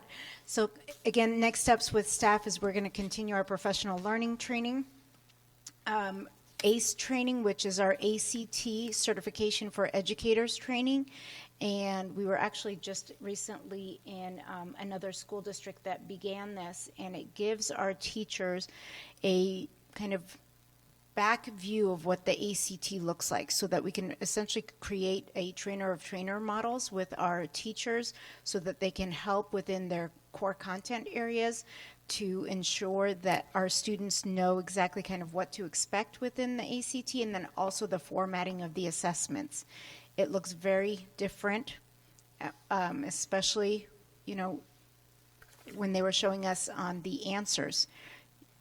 Some of the questions could have all 4 A, B, C, D as correct answers, and choosing which ones of those. So it's really some of those test-taking strategies that are important that they provide to our teachers, a little more in-depth look through this ACE training. And we'll have some select universal screeners. We're continuing mentoring our teachers and providing them support, and then increasing our number of national board cohort candidates. All right. I know you guys have been asking kind of questions, and we've been discussing. Anything else kind of final? I've got some questions. On the D's and F's slides, are they derived simply from a specific common assessment or a combination of homework, quizzes, tests, and common assessments? Where the grades are derived? Yeah. So the grades are derived from all of those measurements based in a high school teacher's class. So what it came straight from their grade book. So however they have set up, it's just a report that says, tell me on December 17th, which is the last day of that semester, you know, give me everybody who's got a D or an F, and the computer spits out that information of the D's and F's, and we did it from the first quarter to the second quarter. Okay, thank you. Does Cactus Shadows and the district intend to retain this data for the purpose of tracking cohorts and also for the purpose of tracking grade level from year to year? Because, you know, that reveals different information. So, You know what I mean? President, I think I do, President Hatcher. One of the things that I'm looking at is within School City, we can start looking at that data longitudinally. So if we're starting to input those assessments within our School City program, you can continue that from third grade on, or any of the assessments that they take. So that's one of the things we've talked about at the high school level with semester finals and quarter kind of formative assessments. But when the data tracks through the transcripts, so you can always kind of pull that data from the student transcripts. But again, every student's going to take some different courses, so you can't really look at it within the cohorts, because other than Algebra 1, Geometry, Algebra 2, their fourth year math, they have a choice of up to 6 different courses that they could take. So by senior year, that data is going to look a little different. So even though you're looking at it as a cohort as a whole, when you really look at that course content, it's going to look different. And especially, for example, for science. And so in the past, it could have been the pathway for some of our students where they're in biology, chemistry, then physics. But now there's more of an interest. You see a large decline of students interested nationwide in physics, so you see more of that human anatomy piece, or the geology piece, or some of the other investigative kind of lab sciences that you look at. So looking at that within each cohort, if you're just strictly looking at that course content, it's a little more difficult than on those pieces, because some kids, so for example, as Dr. Jensen was saying earlier, she never had a B. Yeah, my 1B was in geometry. My brain does not work that way. I cannot see angles. I cannot see any of those pieces. It just is a struggle for me. So that was my 1B. But algebra and everything else, easy as cake. And so really for our students, So, for example, some of our students that take geometry, statistics is actually much easier for them to take their fourth year of math than even college algebra because of how their brain works. So it gives, that student choice piece is very important to us. And that's why when you look at the course catalog, you see so many choices. As soon as we move away from state requirements, quite a bit more choice for the students. Okay, thank you. I love talking about this. Miss Scott, the Pythagorean theorem is your friend. Oh, no, it is not. Still gives me nightmares, Member Brown. And then there's no data on 4th through 8th. So for 4th through 6th grade, when it comes to reading, and I don't know how much our teachers and students would have experienced loss due to COVID since our kids were back in school, even though I know it was very unstable.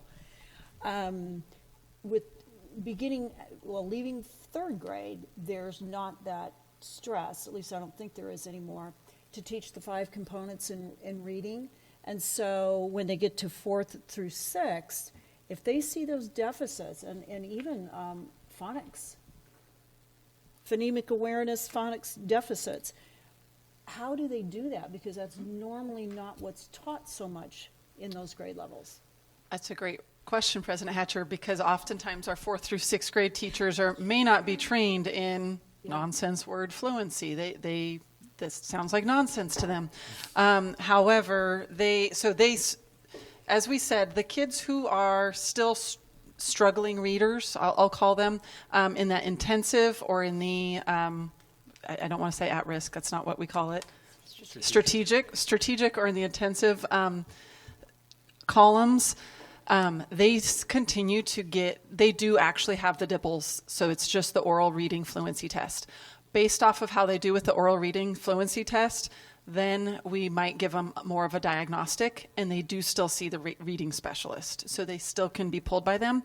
And then if they continue to not make enough progress, that's where then we might be starting to look at a potential special education referral or a 504 plan for something else or whatever it may be. So they do still, if they're not, the screener still works. And anybody who also does not get a 3 or a 4 on what we used to have as the AZM2 also would fall into that category of them getting monitored throughout the year as well. So on the 1-minute reads, and there may be different terminology from when I was in there, but on those 1-minute reads, that would dictate if the kids would go to the reading specialist. So is that still true? It's the 1-minute read that dictates if they go to the reading specialist. Yes, that is still true, coupled with teacher recommendation, because we also know there's some kids who are just slow readers, but they comprehend it beautifully. Exactly. And so then the teacher at that point overrides it, says, look at all this other data showing that they're comprehending everything they're reading. He's just, or she just doesn't read it as someone else. Exactly, and the opposite of that. Sometimes they read very quickly and they don't comprehend, and that's a whole nother, to me, comprehension was... Yes, so that's all of it is with teacher consultation, and typically they sit down with the reading specialist and we have data dialogues, is what we call them, and they go through every child.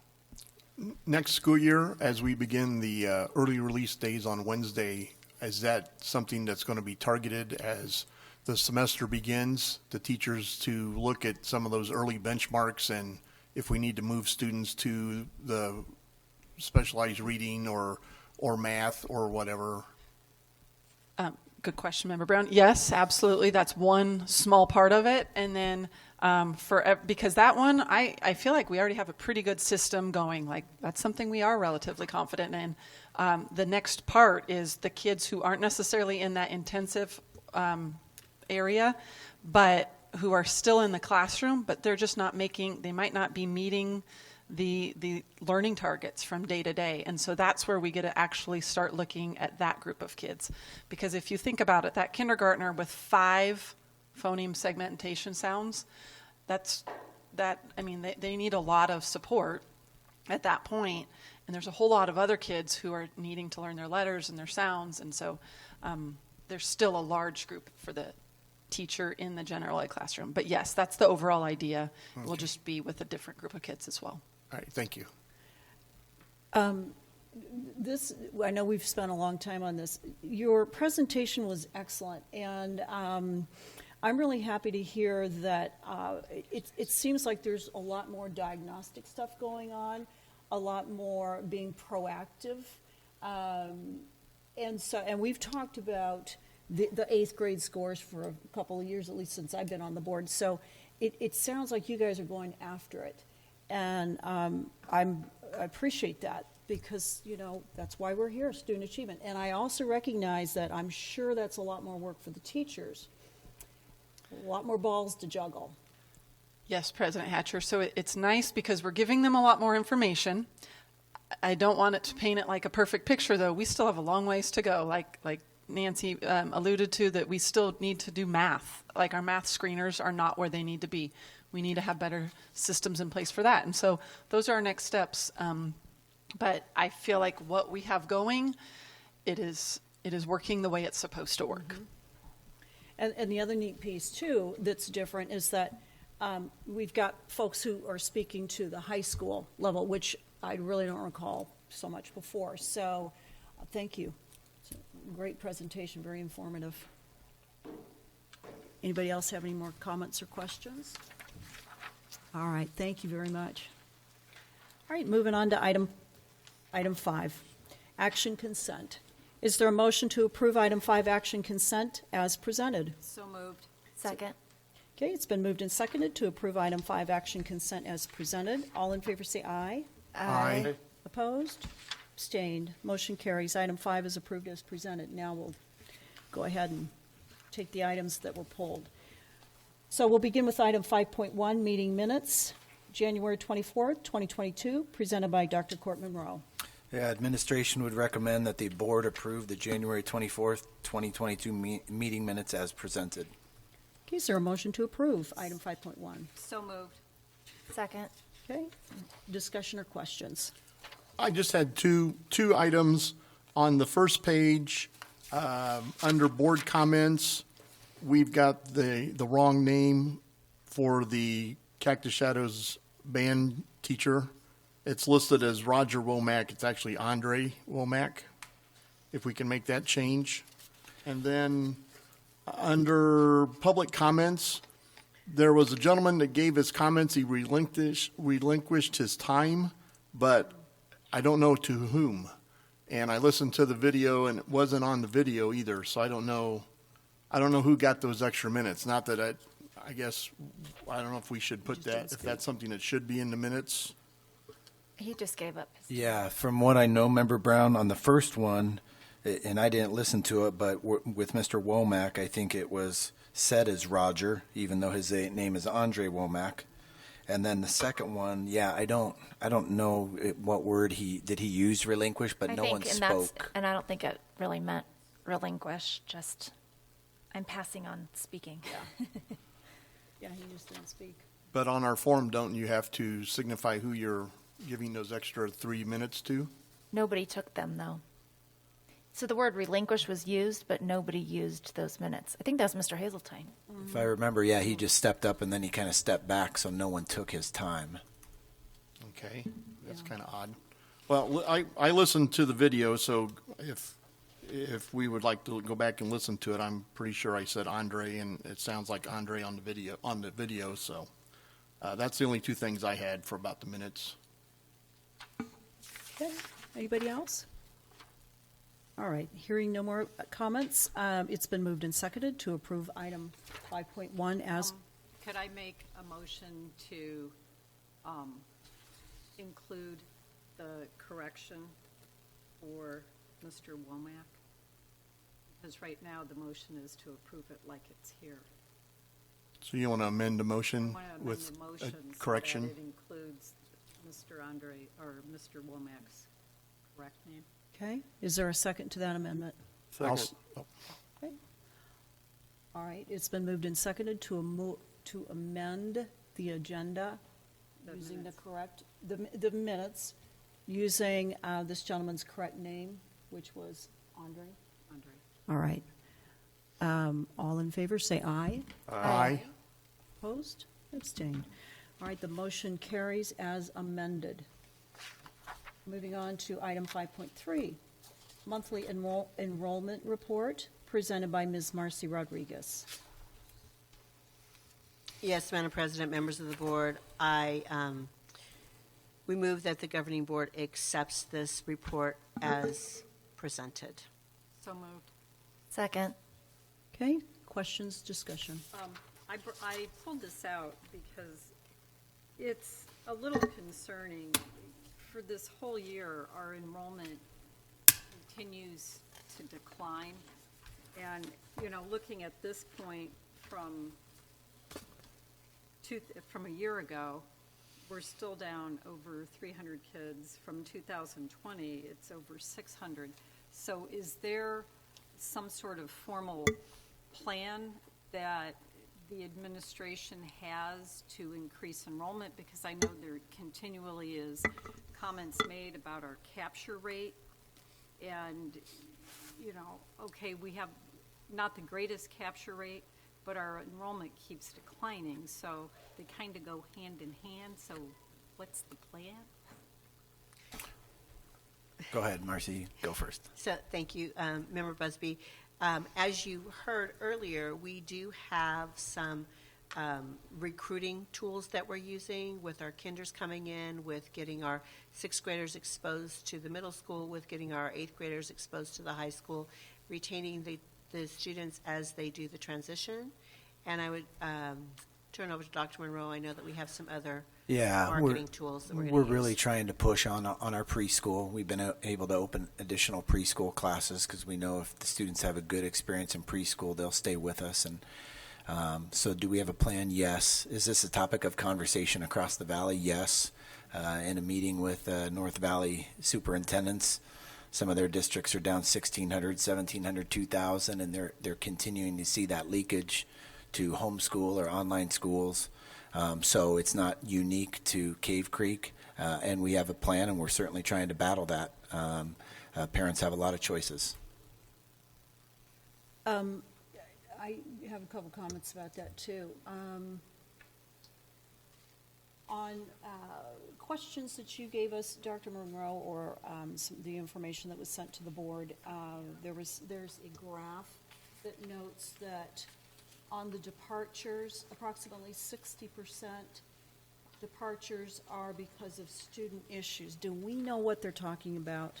What do they mean by student issues? Yeah, President Hatcher, members of the board. Nancy and Patty, they've been looking at that data and they can speak to that. So, President Hatcher, members of the board, every Friday, one of the folks in our office calls all of the people who have withdrawn that week and gone to other districts. So if they just, got upset with Mr. Owsley at Black Mountain and decided to go to Mr. Petnato at Horse Trails, we don't follow up on them because we still have them. It's people who choose to go out. And we've tracked those trends, and there haven't been a ton of them so far. So the data is kind of, understand that. However, we did look into those student issues. And that's just how the person who's been doing the phone calls chooses to identify it, because basically we say, was it a teacher issue or a staff issue? Was it a student issue? Was it a move? I think we gave them one other category maybe. And so the student issue ranges from anything from I didn't like the kids in my kids' class, and so I wanted to go somewhere else, to my child's having a lot of anxiety at school, and so it's too big, and I need to pull them out and homeschool them, or they need to go to online only because they're having anxiety. And I will say there were several where it was about the student's health, ultimately, when we looked into the student issue. So it wasn't, very rarely was it like student conflict. Mm-hmm. Almost always it was a self issue. Okay. Go ahead. Do we know why kids are going to online? So you just addressed one of them. I think I can figure out why they would leave the district and go to a larger district. They have more resources, so more opportunities to do different things. But why are they going to online? So interestingly enough, we were actually just talking about that today, and it turns out a couple of our online schools provide laptops to students, and that is one of the reasons. I would think, Yes. though, too, as parents' careers are moving towards work from home, I mean, as a parent myself, I think it's the flexibility of, oh, we can go do this on a Wednesday as a family. Because even jobs are remote. Absolutely. And we have, so for example, one specific one that comes to mind from the high school was a competitive hockey player. And he, his schedule takes him all over North America. And so he can't, he has to be able to do it from anywhere and not have Arizona as his base or not be in our district specifically, or even come in for some of those in-person finals. That he needs as much flexibility as possible and to be able to extend into the summer and continue taking courses throughout the summer as his school year. So it's an interesting point you just brought up.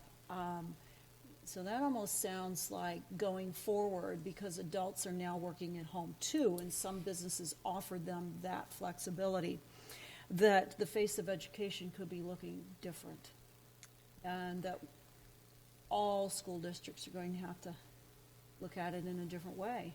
Absolutely. Absolutely. And it's actually a conversation that we just recently had with the East Valley curriculum, with our curriculum folks within other school districts as to what does that look like? Is there a move towards some of that blended learning piece? What does that look like? Because that, if there is that move, then you have to think it does affect teachers also, and in-person teachers. So you have to look at it on both sides. Right, that'll affect our staffing and facilities, physical facilities. I mean, that's in the future, but, yeah, okay, thank you. And actually, The information we receive, the students that withdraw out of our brick and mortars that go to an online, are we not able to offer with our online program similar items that they're looking for? I know our online's new since we just started it with a couple of years ago with the COVID piece. I just didn't know if they're just bailing out because they don't even realize we have an online program. no, I think a lot of, at least the conversations that Christine has had with parents, and even some that I've overheard with that, it's not so much that piece, but because so many are working from home, they don't have the additional technology support. So a school that offers them that laptop piece is a huge component. I was extremely surprised when her and I were talking how many times that came up. And then the other component too was the flexibility. You have some of the schools that their programs are only 4 weeks long or 6 weeks long, and for our students to stay on track, that's not doable. And so so we have to be able to take students at certain times, whereas some of the other online schools can take them every 3 or 4 weeks. Right. I would think it's really hard to compete with like a Primavera that's been doing it even before pandemic times. That's I exactly. have one other question, and this actually came up in board questions. We get one report that'll show ending enrollment for the month ending January 31st, but then we get another slide that sort of contradicts it. And I think the question was about Desert Sun. The discrepancy was explained as being developmental preschool. So for clarification's sake, when we get these reports, do these numbers include developmental preschool, or are they without developmental preschool? Yes, Member Busby, thank you for the question. And the numbers do include developmental preschool. So the 4,834 do include the developmental preschool. Do we get, I'm trying to think of the appropriate way to say this, our funding comes based on the number of kids in seats, on the 100th day. Yes, that is correct, Okay, now Member do Busby. developmental preschool students, are they included in that count? Yes, they are included in that count. Okay. The preschool, where when our other preschools are not, but preschools that have students that are receiving special education services are included in the funding formula from the state. Okay. After age 3, I believe if a child needs services, they have to go through their local school district unless they go private. That's why developmental preschools exist. Yes, that is Yeah. correct. We're required to do a child find and identify the students that need that support. And that's the program we have over at Desert Sun Academy. Yes, Member Brown, that is correct. It was here at the district office for years in the past. Yes, that's correct. And just to clarify, Desert Sun Academy also has an ECS preschool program, but those students are not in the accounts. They just can't make it simple, can they? You need a flow chart to keep track of it all. Okay, are there any other questions or comments on 5.3? I did just want to comment that this has been an ongoing discussion in all the districts, including my own where I'm teaching now, and one of the biggest things that is going against some of our public schools is the huge proliferation of charter schools, especially in the elementary levels. There are so many choices that it really is making it hard for us to get that capture rate. So it's definitely an ongoing problem everywhere. There's a competition out there. All right, it has been moved and seconded to approve item 5.3 as presented. All in favor say aye. Aye. Opposed? Abstain? Motion carries. Item 5.3 is approved as presented. Item 5.8, human resource items presented by Ms. Marcy Rodriguez. Yes, thank you, President Hatcher, members of the board. We would move that the governing board approve the HR items as presented. So moved. Second. All right, questions and or discussion? Okay. I just wanted this pulled because one of the pieces that was on here was the retirement of Trish Verdi at Desert Willow. And I just had to shout her out because she has been a constant presence in that school for so long. She was the first face I saw when I walked in the door as a teacher, and I can't imagine walking in that place without her, but just wanted to give Trish Verdi some real props. I'd love to back that up. I lovingly call her Mama Trish. Mama Trish has seen many of us through our ups and downs in our personal lives, and particularly for the last 5 years at Desert Willow's ups and downs, and she just has remained that rock at that school. So it will be a big void having her gone. Anybody else? Yeah. Well, following that is a little tough. In this HR item, there's job descriptions for a compliance specialist and a director of college and career readiness. Where are we getting the money for these positions?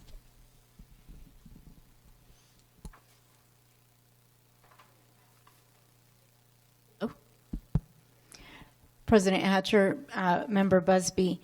So the Director of College and Career Readiness will continue the funding through its initial EVIT funding, so that doesn't come out of the maintenance and operations.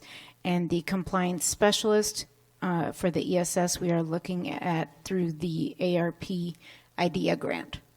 So it's a grant-funded position for 3 years. Okay. An observation that I've made is our administration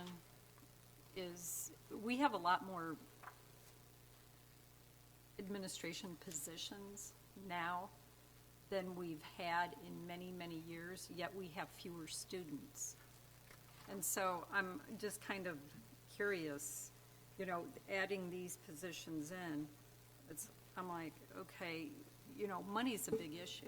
And so, we've gone from having a superintendent, 2 associate superintendents, to now we've got a superintendent, executive directors, and then before you even get to the principals, there's a lot more people up here than there has been. And we've got more, or excuse me, we have fewer students. And so it, you know, our focus, you know, like I'm like just curious about why is that? Yeah, Member Buzzy, members of the board, I don't know, I don't have it in front of me. I don't know that that's completely accurate.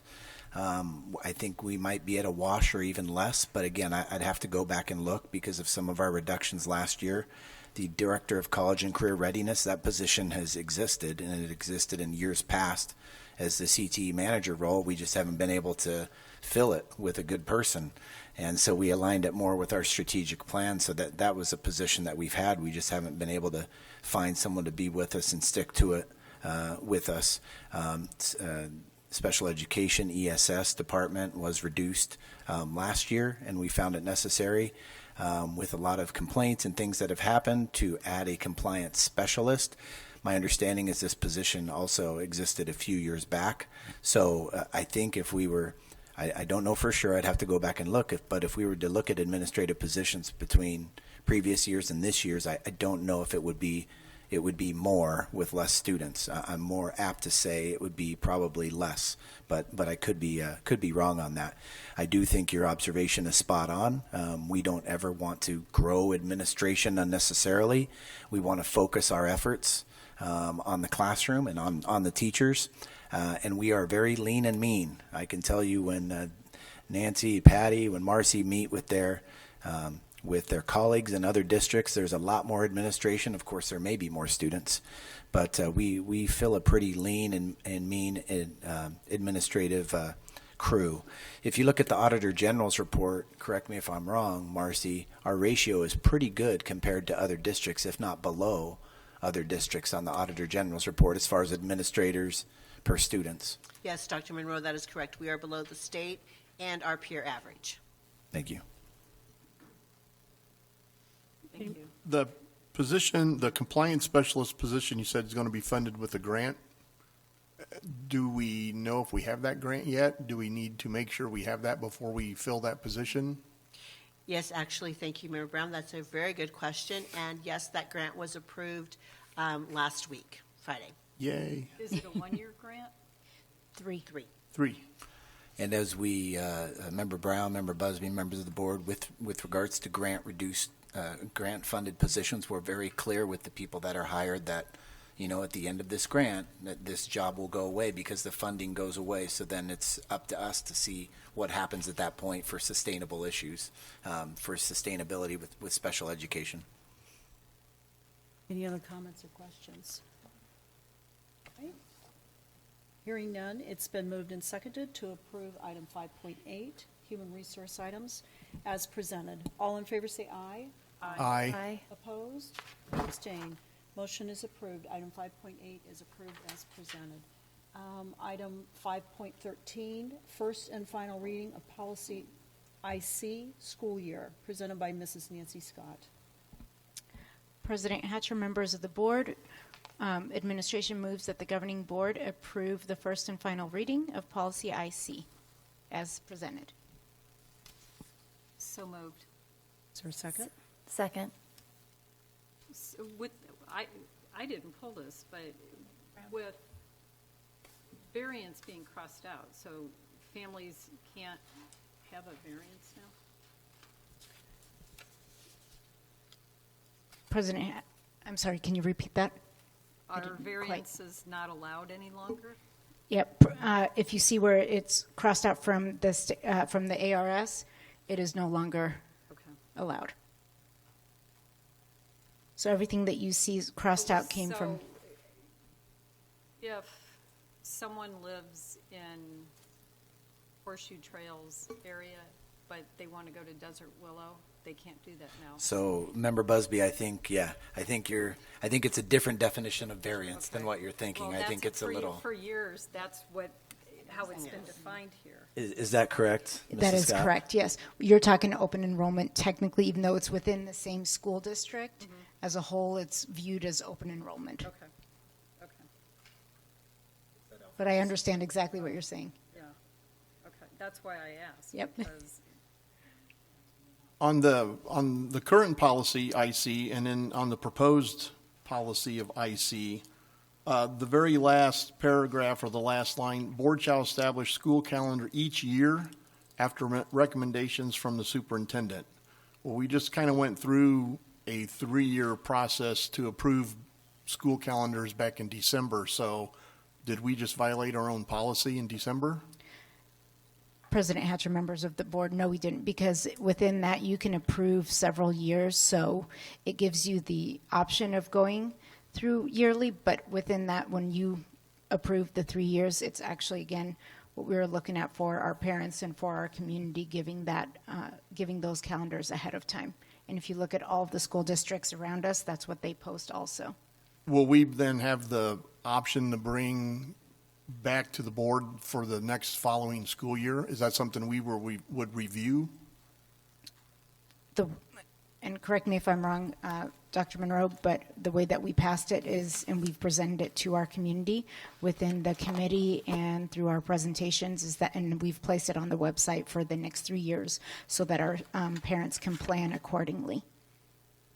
However, Member Brown, the board can always call for it to be put back on the agenda if the board sees fit.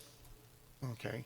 And then the legal references, obviously at the bottom with the different ARS numbers and for the different titles. With our new calendar that's going to start in August for the new 22-23 school year, we're still all in compliance with the number of days and or the number of hours of instruction, correct? Even though we lost time on the early release Wednesdays. Correct. Okay. Again, it's still at 180 school days For kids. for all students. Yeah. Okay. Any other questions on that one or comments? If the board is presented with an option to go to a year-round school calendar, is that something that would fall underneath this IC policy, or is that a different policy? So year-round here means something a little different. So it's similar to like what the Balt School District does, where they're actually on over 200 days. Yes, because it versus changes Yes. the requirements of dates. Days, yes. So we'd have kids in school for more than 200 days. Yeah, and teachers. And speaking with the superintendent from, Deer Valley at the Capitol last week, there is a burgeoning movement to look at more of a modified year-round from some of these other districts, or even go to something like 200. Now, I say that, but politically that's going to be very difficult. But it seems to be getting a lot more traction and attention by some of our neighbors to look at different calendar items, such as adding more days into the summer, or even a modified year-round like a Chandler, where, we talked about where they have like 2-week breaks and what have you. So it'll be interesting to see what happens with some of our neighbors over the next year or so with their school calendars.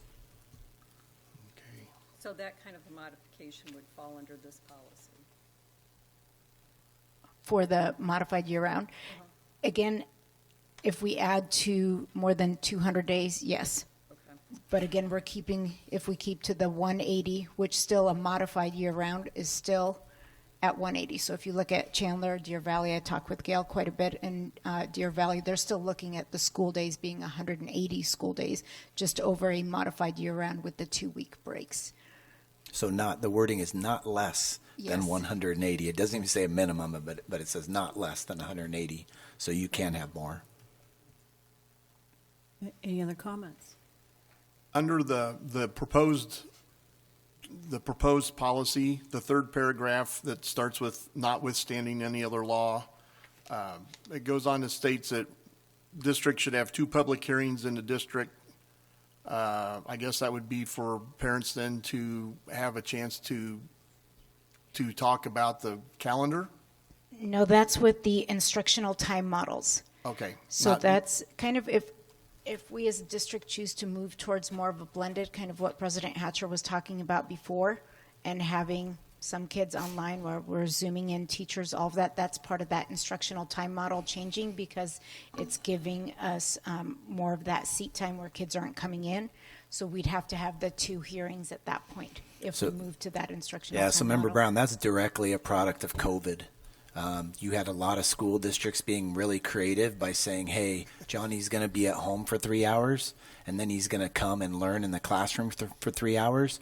So we had all these janky creative models, and so the state basically called those instructional time models because districts were getting real creative. So that's why you see that ITM in there. That's kind of what that's referring to, is some of those blended options. So anything different than 6.5 hours of in-person instruction that we do, you have to like fill out a special application and meet new laws. But yeah, that directly came out of COVID, kind of like the blended learning, like you're on the computer for 3 hours at home and then you come in at the high school for 3 hours. So that would be a calendar under the instructional time model. Okay. Anything else? Okay. Hearing none, it's been moved and seconded to approve item 5.13 as presented. All in favor say aye. Aye. Opposed? Abstained. Motion carries. Item 5.13 is approved as presented. Item 5.21, first and final reading of policy GCF, professional staff hiring, presented by Ms. Marcy Rodriguez. Thank you, President Hatcher, members of the board. Administration moves that the governing board approve the first and final reading of policy GCF, professional staff hiring, as presented. So moved. Second. Questions or comments? I asked for this to be pulled out of action consent. On the proposed changes to the policy, let me find it.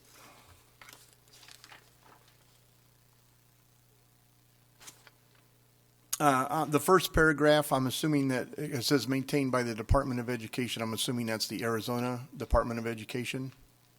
Yes, Member Brown, that would be correct. Okay. And then it talks about the paragraph farther down, the last paragraph that's underlined. Each school district and charter school shall annually submit to the Department of Ed a list of certified, non-certified persons who are employed at the school district or charter school. Who is going to manage that database from the district? And then when do we make that report to the state? Is that something that's done at the beginning of the year, in December, in January? When does the state want that report? So that report would come out of our Human Resource Department, and it would be an extraction of information from our financial system. The deadlines for the dates, typically we send up personnel information to the state in October 1st for an SDER report, a school district employee report, so it will be submitted at that time. And then who maintains that here at district level? Is that something they do in HR, or is that a financial side? Well, the system where we house all of our personnel information is in our financial system, in our Vision software. Okay. So that would just be a simple data extract from that software and then uploaded the data. So that comes from you? Well, it comes from the Human Resource Department, but it's in the financial system, the software. Since that's something new, do we need to make sure we have a dedicated employee that's part of their job description now? Yes, as annually, we've always submitted school district employee reports to the state, just not at this detail, but it'll be part of that process, and the person who's been responsible for submitting that data will be the person responsible for this report. Okay, thank you. Mm-hmm. Any other questions or comments? All right, hearing none, it's been moved and seconded to approve item 5.21, first and final reading of policy GCF as presented. All in favor say aye. Aye. Opposed? Abstained. Motion carries. Item 5.21 is approved as presented. Last one, item 5.25, first and final reading of policy KB, parental involvement in education, presented by Dr. Patty Jensen. Yes, President Hatcher, members of the board, the administration moves that the governing board approve the first and final reading of policy KB, parental involvement in education, as presented. So moved. Second? Second. Comments or questions? I asked to have this pulled out of action consent. I have The two items in the proposed there in KB, it's items G and item J. It's the two underlined paragraphs.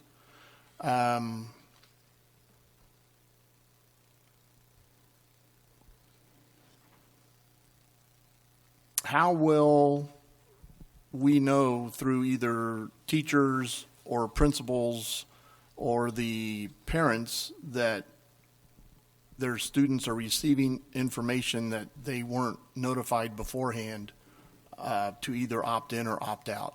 That does not fall under the human growth and development classes that we offer in the spring. You have to sign a permission slip, has been my recent. So Member Brown, I'm not totally sure I understand the question, but if a teacher is going to teach something pertaining to sex education in any, that's basically what this one is saying, outside of a sex education class, then there would be a permission slip sent home ahead of time. Is that something, though, as the board approves all curriculum, if there's something that's being taught that we haven't approved? There should not be, no. I think this is in regards to a couple years ago when they approved a new curriculum for human growth and development, and it required parent consent. No, that piece was already there. So this is When the new curriculum was, just a couple years ago? Yeah. so this is outside of the purview This of is that. outside of the human growth and development And so it's piece. basically just to make sure that there's not an extra conversation that occurs, on the side note of, hey guys, when we were looking at this in our biology book, let me compare that also to how humans engage in those activities. That's the best way I could come up with how it could possibly sneak in. The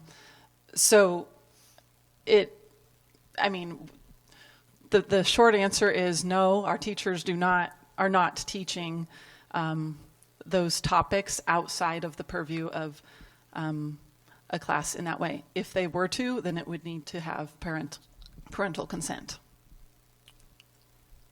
But there wouldn't be anything they'd be teaching outside of the Correct. approved curriculum, though. I mean, I can't imagine Correct. why they would even do that. President Hatcher, members of the board, correct. If someone was to go rogue per se or do something outside of the scope of the curriculum, there's training, there's discipline, but yeah, you're absolutely right. There's nothing that says you talk to that. Someone would really have to stretch pretty far to do that. But being transparent, making sure parents know, opting in, all of those things are really important. So similar to something, it's a lot of times teachers are accused of teaching CRT. Those are things we don't teach, just similar to this. So someone would really have to go out on a limb to do that. And our staff, knock on wood, we don't. Our teachers stick to the curriculum and typically do teach what they're supposed to teach. So, but in those explanations, I like how Patty said sometimes those extra questions, we just have to be very cognizant of what you're telling. We want parents to take responsibility for these things with their own kids and stay in our lane. Right. Oh, okay, that brings up, it kind of brought up a question for me. For example, at Sonoran Trails, Stinger Success is being revamped into a different program. I think it's going to be called Mental Health Days, maybe, or Mental Health Day. And my understanding is the foundation of that is the Second Step program. And Second Step was approved by the board a long time ago. But since it was approved by the board, Second Step has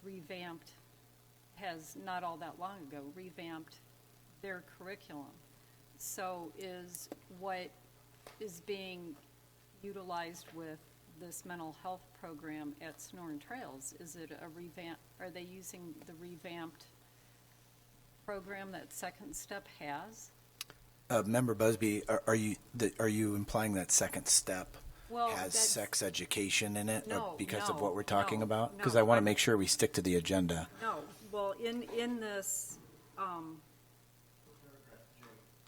in this Paragraph J, I policy, think. it talks about parents having access to whatever material is in the curriculum. And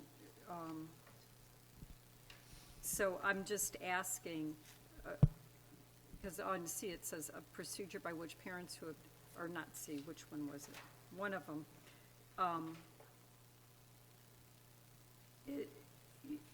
I'm just asking about parent access to material that's being taught.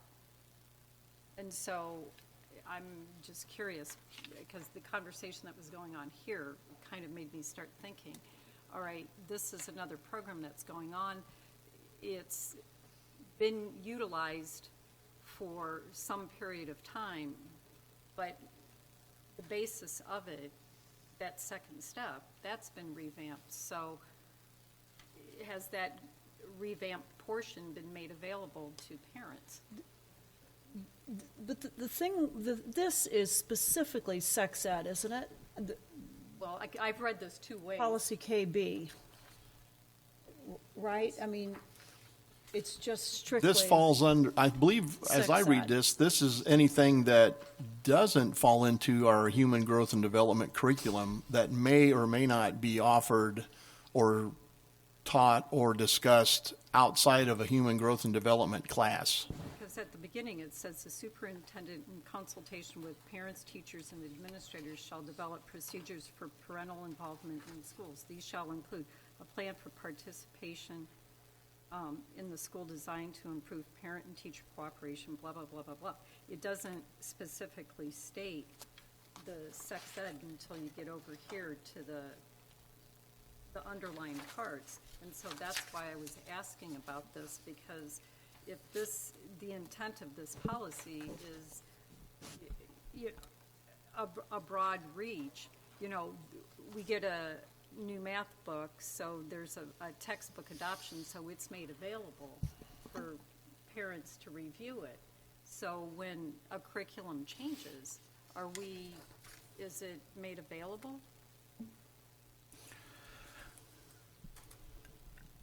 Yes. I mean, I think the short version is if a parent wants to review a curriculum, they can set up an appointment and review it. So I know, for example, actually specifically, it was just this year at one of our elementaries, a parent came in and did review second step at one of our elementaries. I can't speak to exactly what particular changes. I'd have to go back and research that have happened at the middle school second step program, but I'm not aware of anything drastic. Everything I've known about second step, they've really stayed within their, a nice conservative approach towards teaching mental health awareness, and as well as kind of body control and helping students regulate their emotions. So I can't speak specifically. I'd be happy to go research something about that, but I'm not aware of that. With this being changed to now, it was Stinger Success Days, and now it's being called Mental Health Day. Is there should be some sort of a change of what's being given to the students? So, Member Brown and Member Busby, I'm not sure what you're discussing with the mental health days, because we've actually moved away from Stinger Success completely. I know. That's what we're saying. That's gone. Right. So if now we're calling this Mental Health Day, shouldn't there be some sort of a guideline or a curriculum? I mean, is it? I take that as mental health as the mental health of the student, not Right. not what it may be perceived by somebody else.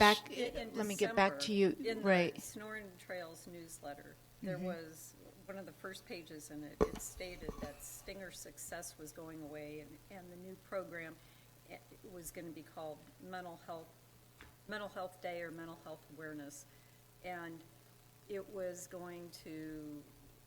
All of this work was going to go into developing this revamped program. So, okay, if it's a revamped program, is there, hey parents, we've revamped this, here's the curriculum? Because if it's the same thing and all you did was change the name, well, then you change the name, but the way that it was presented in the school newsletter, it doesn't sound like it's just a name change. Yeah, I think that whole time has been eliminated, and that's more of it an has. optional. Yeah. So I'll get back to you Okay. on that within the board updates to get some more clarifying Okay. pieces I from didn't mean Mrs. to blindside No. you, it's just the conversation that was going on here.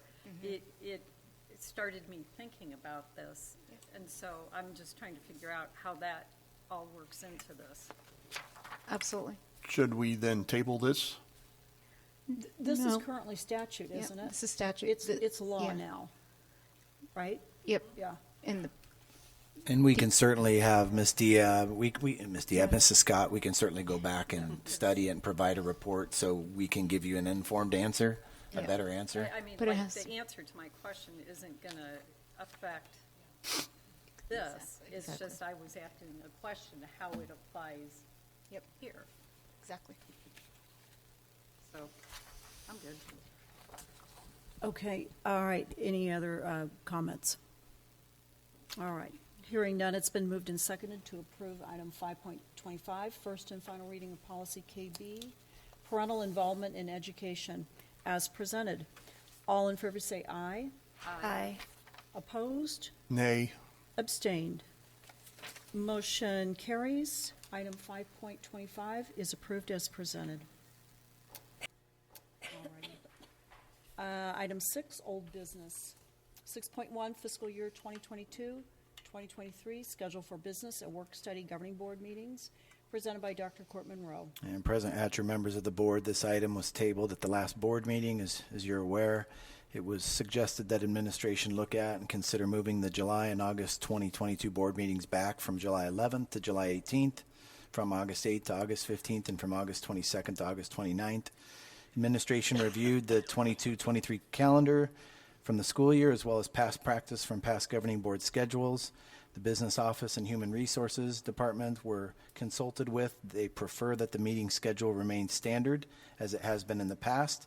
This also assists the Educational Services Department to have uninterrupted and focused time for our returning teachers, new teacher orientation, and staff development. On a personal note, I will also be out of town on Monday, August the 29th, moving my youngest daughter into her dorm unless there are last-minute college changes on her part. So the administration would recommend that the governing board approve the fiscal year 22-23 schedule for business and work study governing board meetings as presented. So moved. Second.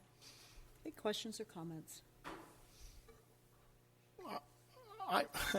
I just have a comment, I guess. I mean, I would have thought moving, if maybe not just moving that first meeting in August back a week so the staff could spend their energies with the start of school.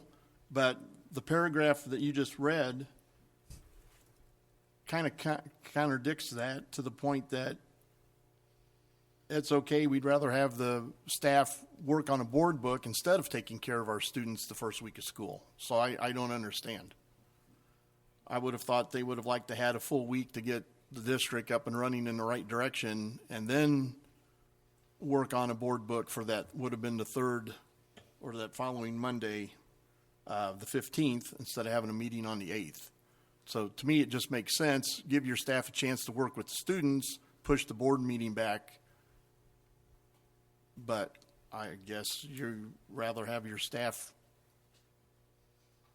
burn the candle at both ends for that first week of school. So if that's your recommendation, that's what they'll have to live with. The staff that prepares the board book, you guys will have been in school for 2 weeks, is that right? Approximately No, 2 weeks? week of. School starts August 1st. School starts on the 1st, and our board book would be then on the 3rd, given to us on Wednesday night. The district office starts much sooner. Yep. Right? Our year, you're yeah, we back start July earlier than 1. 2 We're- weeks prior. Right. We're 12-month employees. So in terms of Well, not preparation everybody in for the district board book. office. Those that do the board book. In all honesty, our busier week is the week when teachers come back. And then once teachers have the students, it actually gives us a chance to breathe a little bit. So it's preparing for teachers to come back, and it's training teachers in their first week, which would be the week prior. And then it ran into some July dates that made it difficult for us. I don't know. then I was just trying to look out for staff, but if this is acceptable to staff, then I guess it is what it is. Absolutely. We appreciate that, Member Brown. Okay. Any more comments or questions? All right. Hearing none, it's been moved and seconded to approve item 6.1, fiscal year 2022-2023, schedule for business and work study governing board meetings as presented. All in favor say aye. Aye. Opposed? Nay. Abstain. Motion carries. Item 6.1 is approved as presented. Item 6.2, approval of revised salary schedule for 2021-2022, minimum wage increase and substitute rates, presented by Ms. Marcy Rodriguez. Thank you. President Hatcher, members of the board, it's recommended that the governing board approve the revised salary schedule for 2022, minimum wage increase and substitute rates as presented. So moved. Second. Questions or discussion?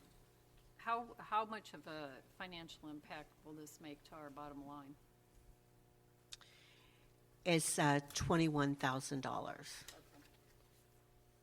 For the rest of this school year, or for the, until December 31st, 2022? From January to June of this year.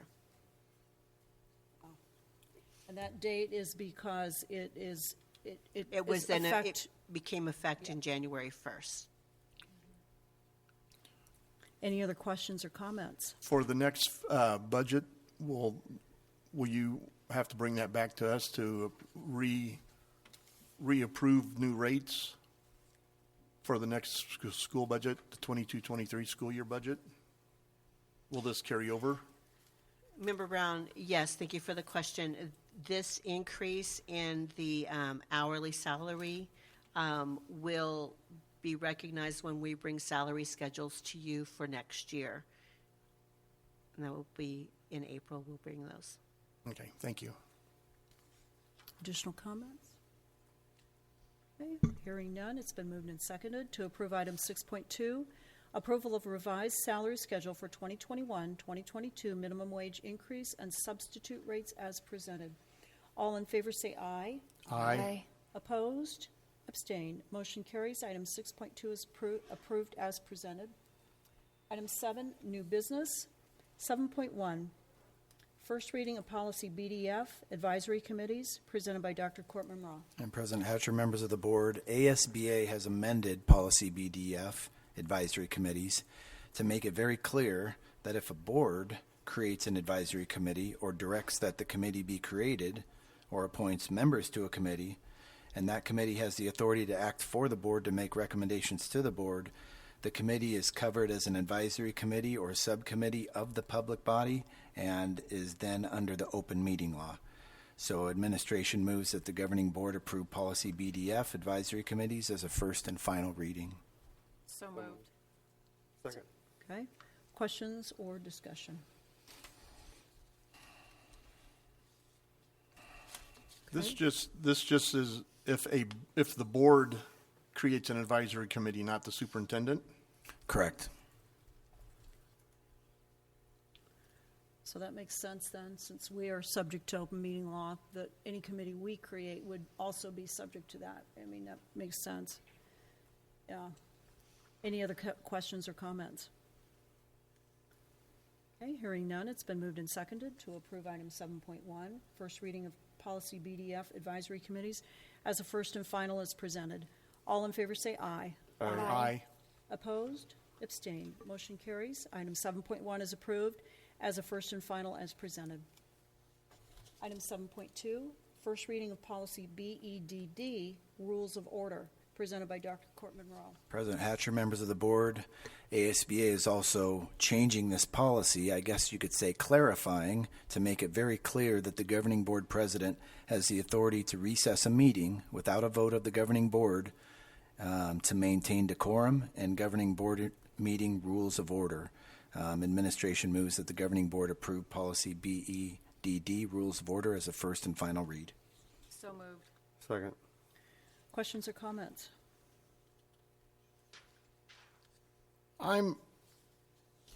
If you cross-reference the other policies that they list at the bottom of this, if this comes from ASBA, they did a poor job because they didn't cross-reference their own policy string, because the same policy shows up, or the same item shows up again under board officers or possibly under school board meeting. Plus, in this own proposed policy, item D, a motion to adjourn is in order at any time. Such a motion shall require a second and majority vote. No discussion is in order. And then item G, governing board president may recess the meeting without a vote of the governing board. The two items within the same policy contradict each other.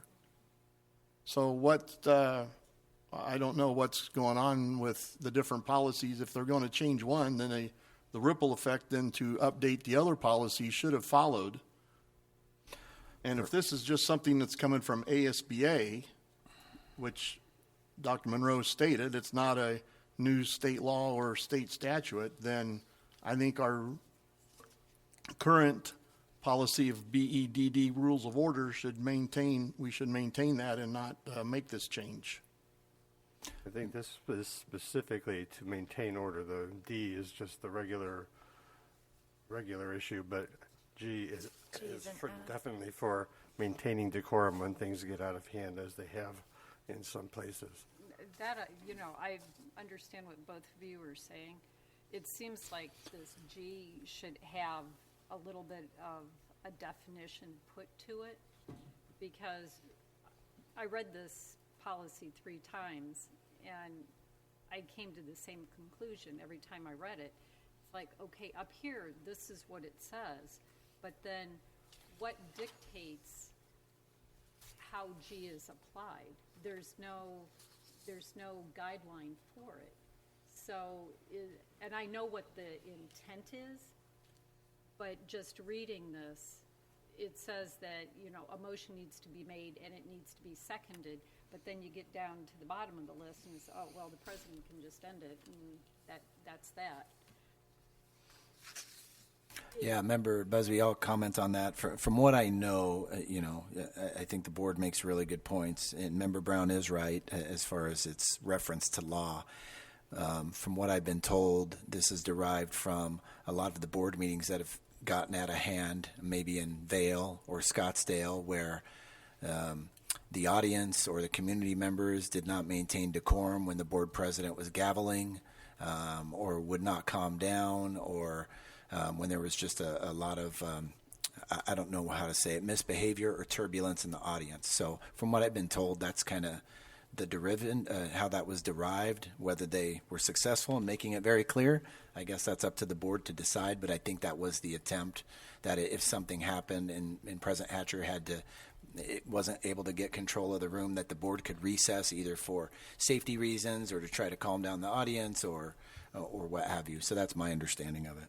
And that point is well taken, and I understand the reasoning behind G. It just seems like the way it's written here, perhaps G should be its own little paragraph and it shouldn't be among the list.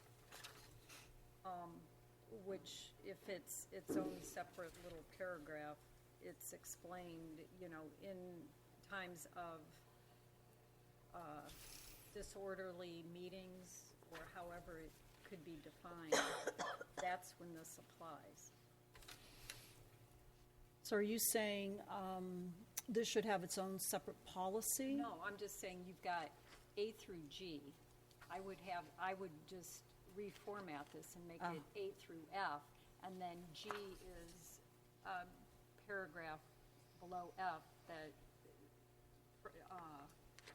defines it as, in times of an unruly meeting or disorderly conduct or whatever description you want to give to it, so that it clearly defines when G would take place. Just more details instead of saying in order to maintain decorum, because it's the only one that lists that. And that is, members of the board, that's, if the board so directs, that's something we can definitely do and work with legal if we need to expand some of the wording. I do like disorderly conduct. I do like some of that wording, but if the board wishes, or if the board accepts it as is, or we can go back and buoy that up or give it some legs if the board so desires, we can certainly do that. So we know a little more what it looks like and how is it different than item E, as Member Brown indicates. That's something we could certainly do and bring back to the board.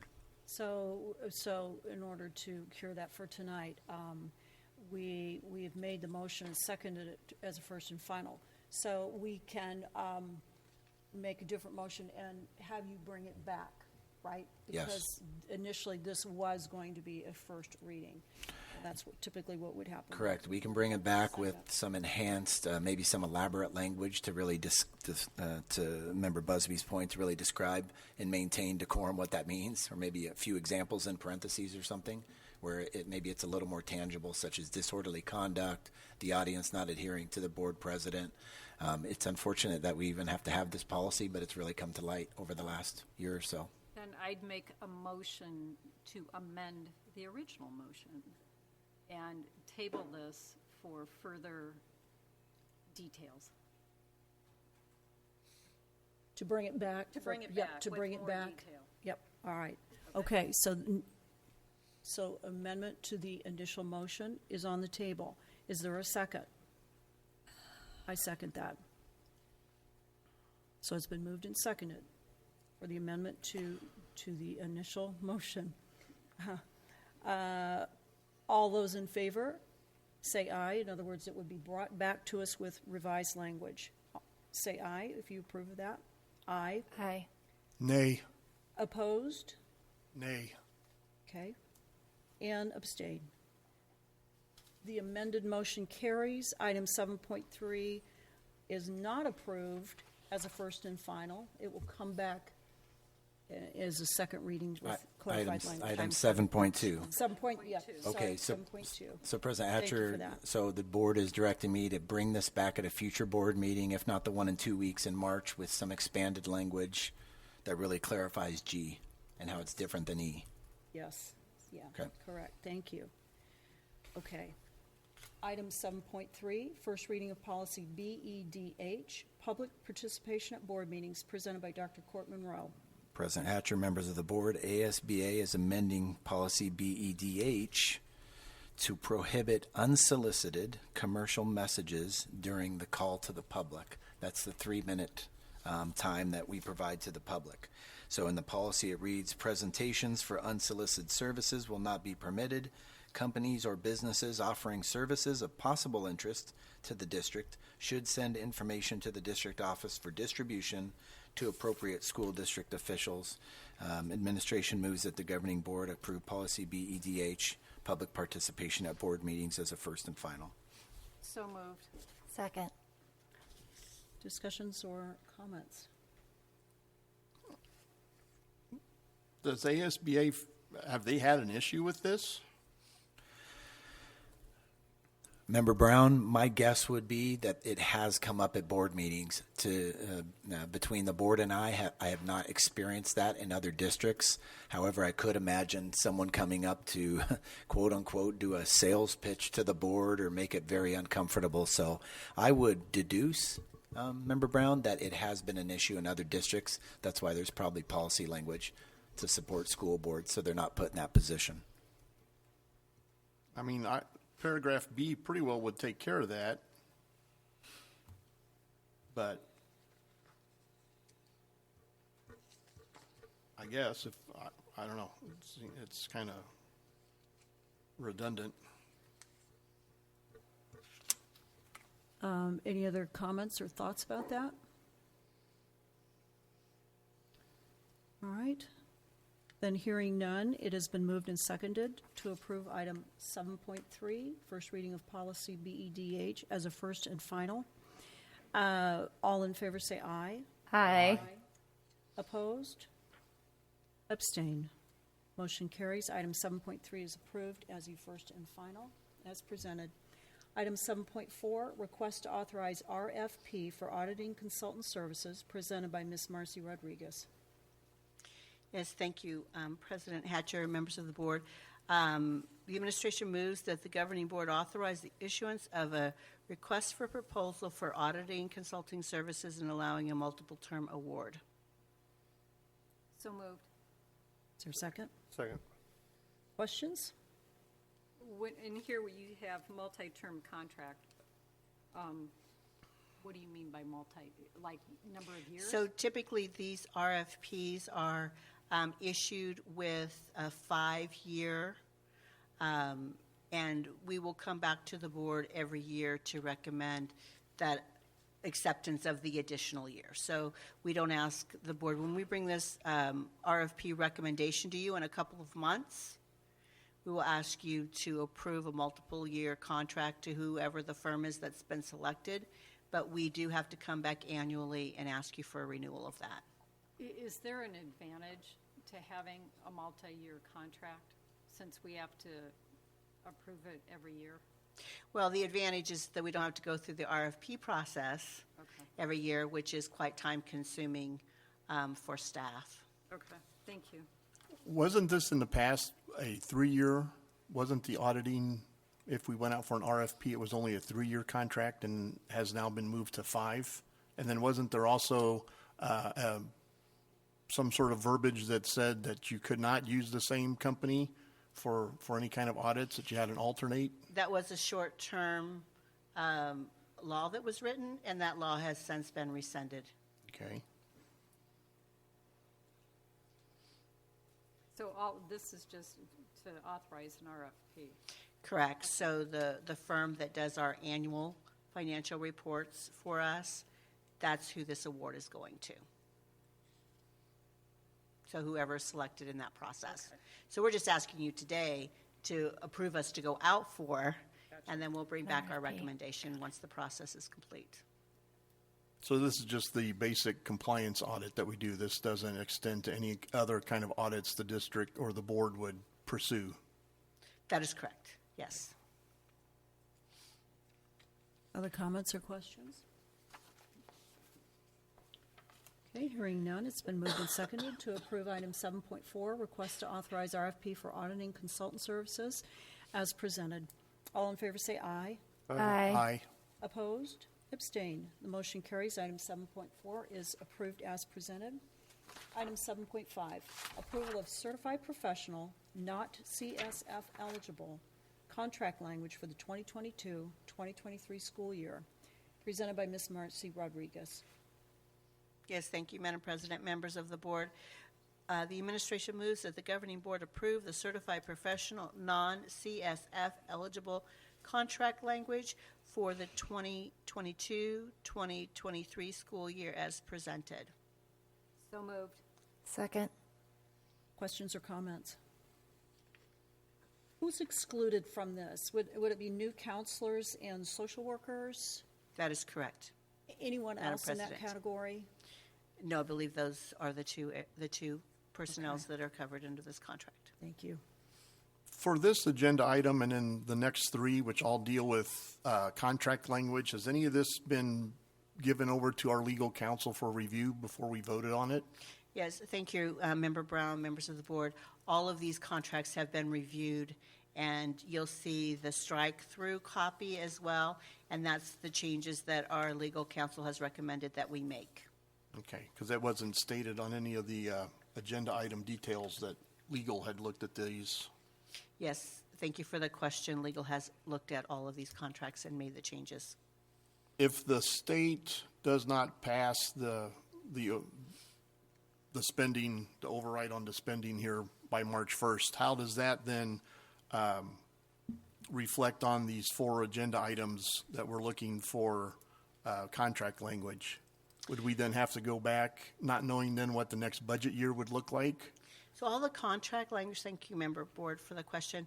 All of the contract language says if funds are not available, then these contracts will be revised. So we have that language just for this particular type of situation where our funding may be cut or restricted. Okay. And that language is always in these contracts. Yeah. That Isn't- is yeah. that is correct, Ms. Hedger, Yeah, President they're- Hedger. Any other comments or questions? Is this what came out of the IBN discussions? Thank you, Member Brown, for that question. The IBN discussion covers the amounts the salary amounts and the working conditions and the benefits.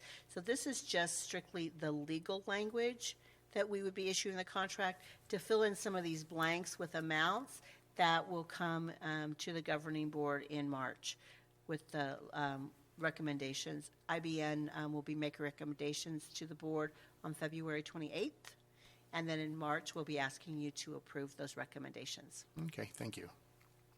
Anything else? All right, hearing none, it's been moved and seconded to approve item 7.5, approval of certified professional not CSF eligible contract language for the 2022-2023 school year as presented. All in favor say aye.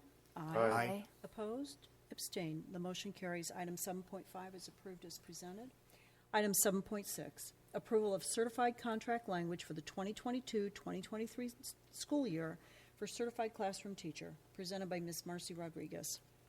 Thank you, Madam President. Members of the board, administration moves that the governing board approve the certified contract language for the 2022-2023 school year for certified classroom teacher as presented. So moved. Second. Questions or comments?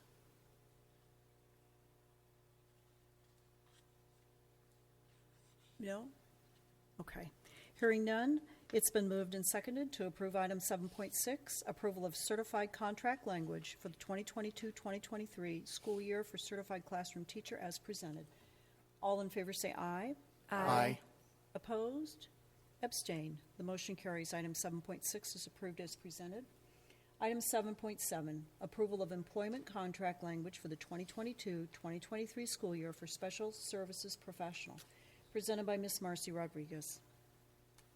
Thank you, Madam President. Members of the board, the administration moves that the governing board approve the employment contract language for the 2022-2023 school year for special services professionals as presented.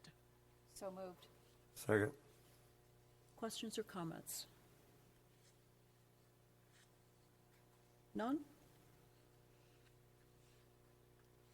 Okay, hearing none, it's been moved and seconded to approve item 7.7, approval of employment contract language for the 2022-2023 school year for special services professional as presented. All in favor say aye. Aye. Opposed? Abstain. The motion carries. Item 7.7 is approved as presented. Item 7.8, approval of terminating certified contract language for the 2022-2023 school year for certified classroom teacher, presented by Ms. Marcy Rodriguez. Thank you, Madam President. Members of the board, it is moved that the governing board approve the terminating certified contract language for the 2022-2023 school year for certified classroom teacher with a modification to a date. And that modification is on paragraph 23, where it says the last sentence there, the teacher acceptance of this contract constitutes an acceptance of the notice and intent not to reemploy during the 2023-2024 school year. The reason for this particular contract is a terminating contract, which we brought to the governing board in January of this year. This is for employees that start after January of the school year. So that language needs to reflect that they are not guaranteed a contract for the following year. Okay. Sorry. Do you have a motion? Do you have a recommendation? Yes, I recommend that language changes to not to reemploy during the 2023-2024 school year, which is the following school year in which the contract would have been issued. So moved. Second. Okay, questions or comments? Okay, so now I understand those dates better too. Yeah, so that is, they will be employed in 2022-2023, but it's notifying them that no guarantee for the following year. That is correct, President Okay, Hatcher. all right, so that makes sense. So that those dates will be changed in paragraph 23. Corrected. Yes, they will be corrected before they're issued. But these won't be issued until January of next year. That is when the terminating contracts are issued. Okay, thank you. Any other questions or comments? All right, hearing none, it's been moved and seconded to approve item 7.8, approval of terminating certified contract language for the 2022-2023 school year for certified classroom teachers as presented with the stated correction. All in favor say aye. Aye. Opposed? Abstain. Motion carries. Item 7.8 is approved as presented with the correction. Item 8, future agenda items. There are none. Item 9, upcoming calendar events. Did you want to speak to anything, Dr. Monroe? President Hatcher, members of the board, on Monday, district office and schools are closed to honor President's Day. Woo-hoo. Item 10.1, adjournment. Is there a motion to adjourn? So moved. Second. All in favor say aye. Aye. Opposed? Abstained. Meeting is adjourned.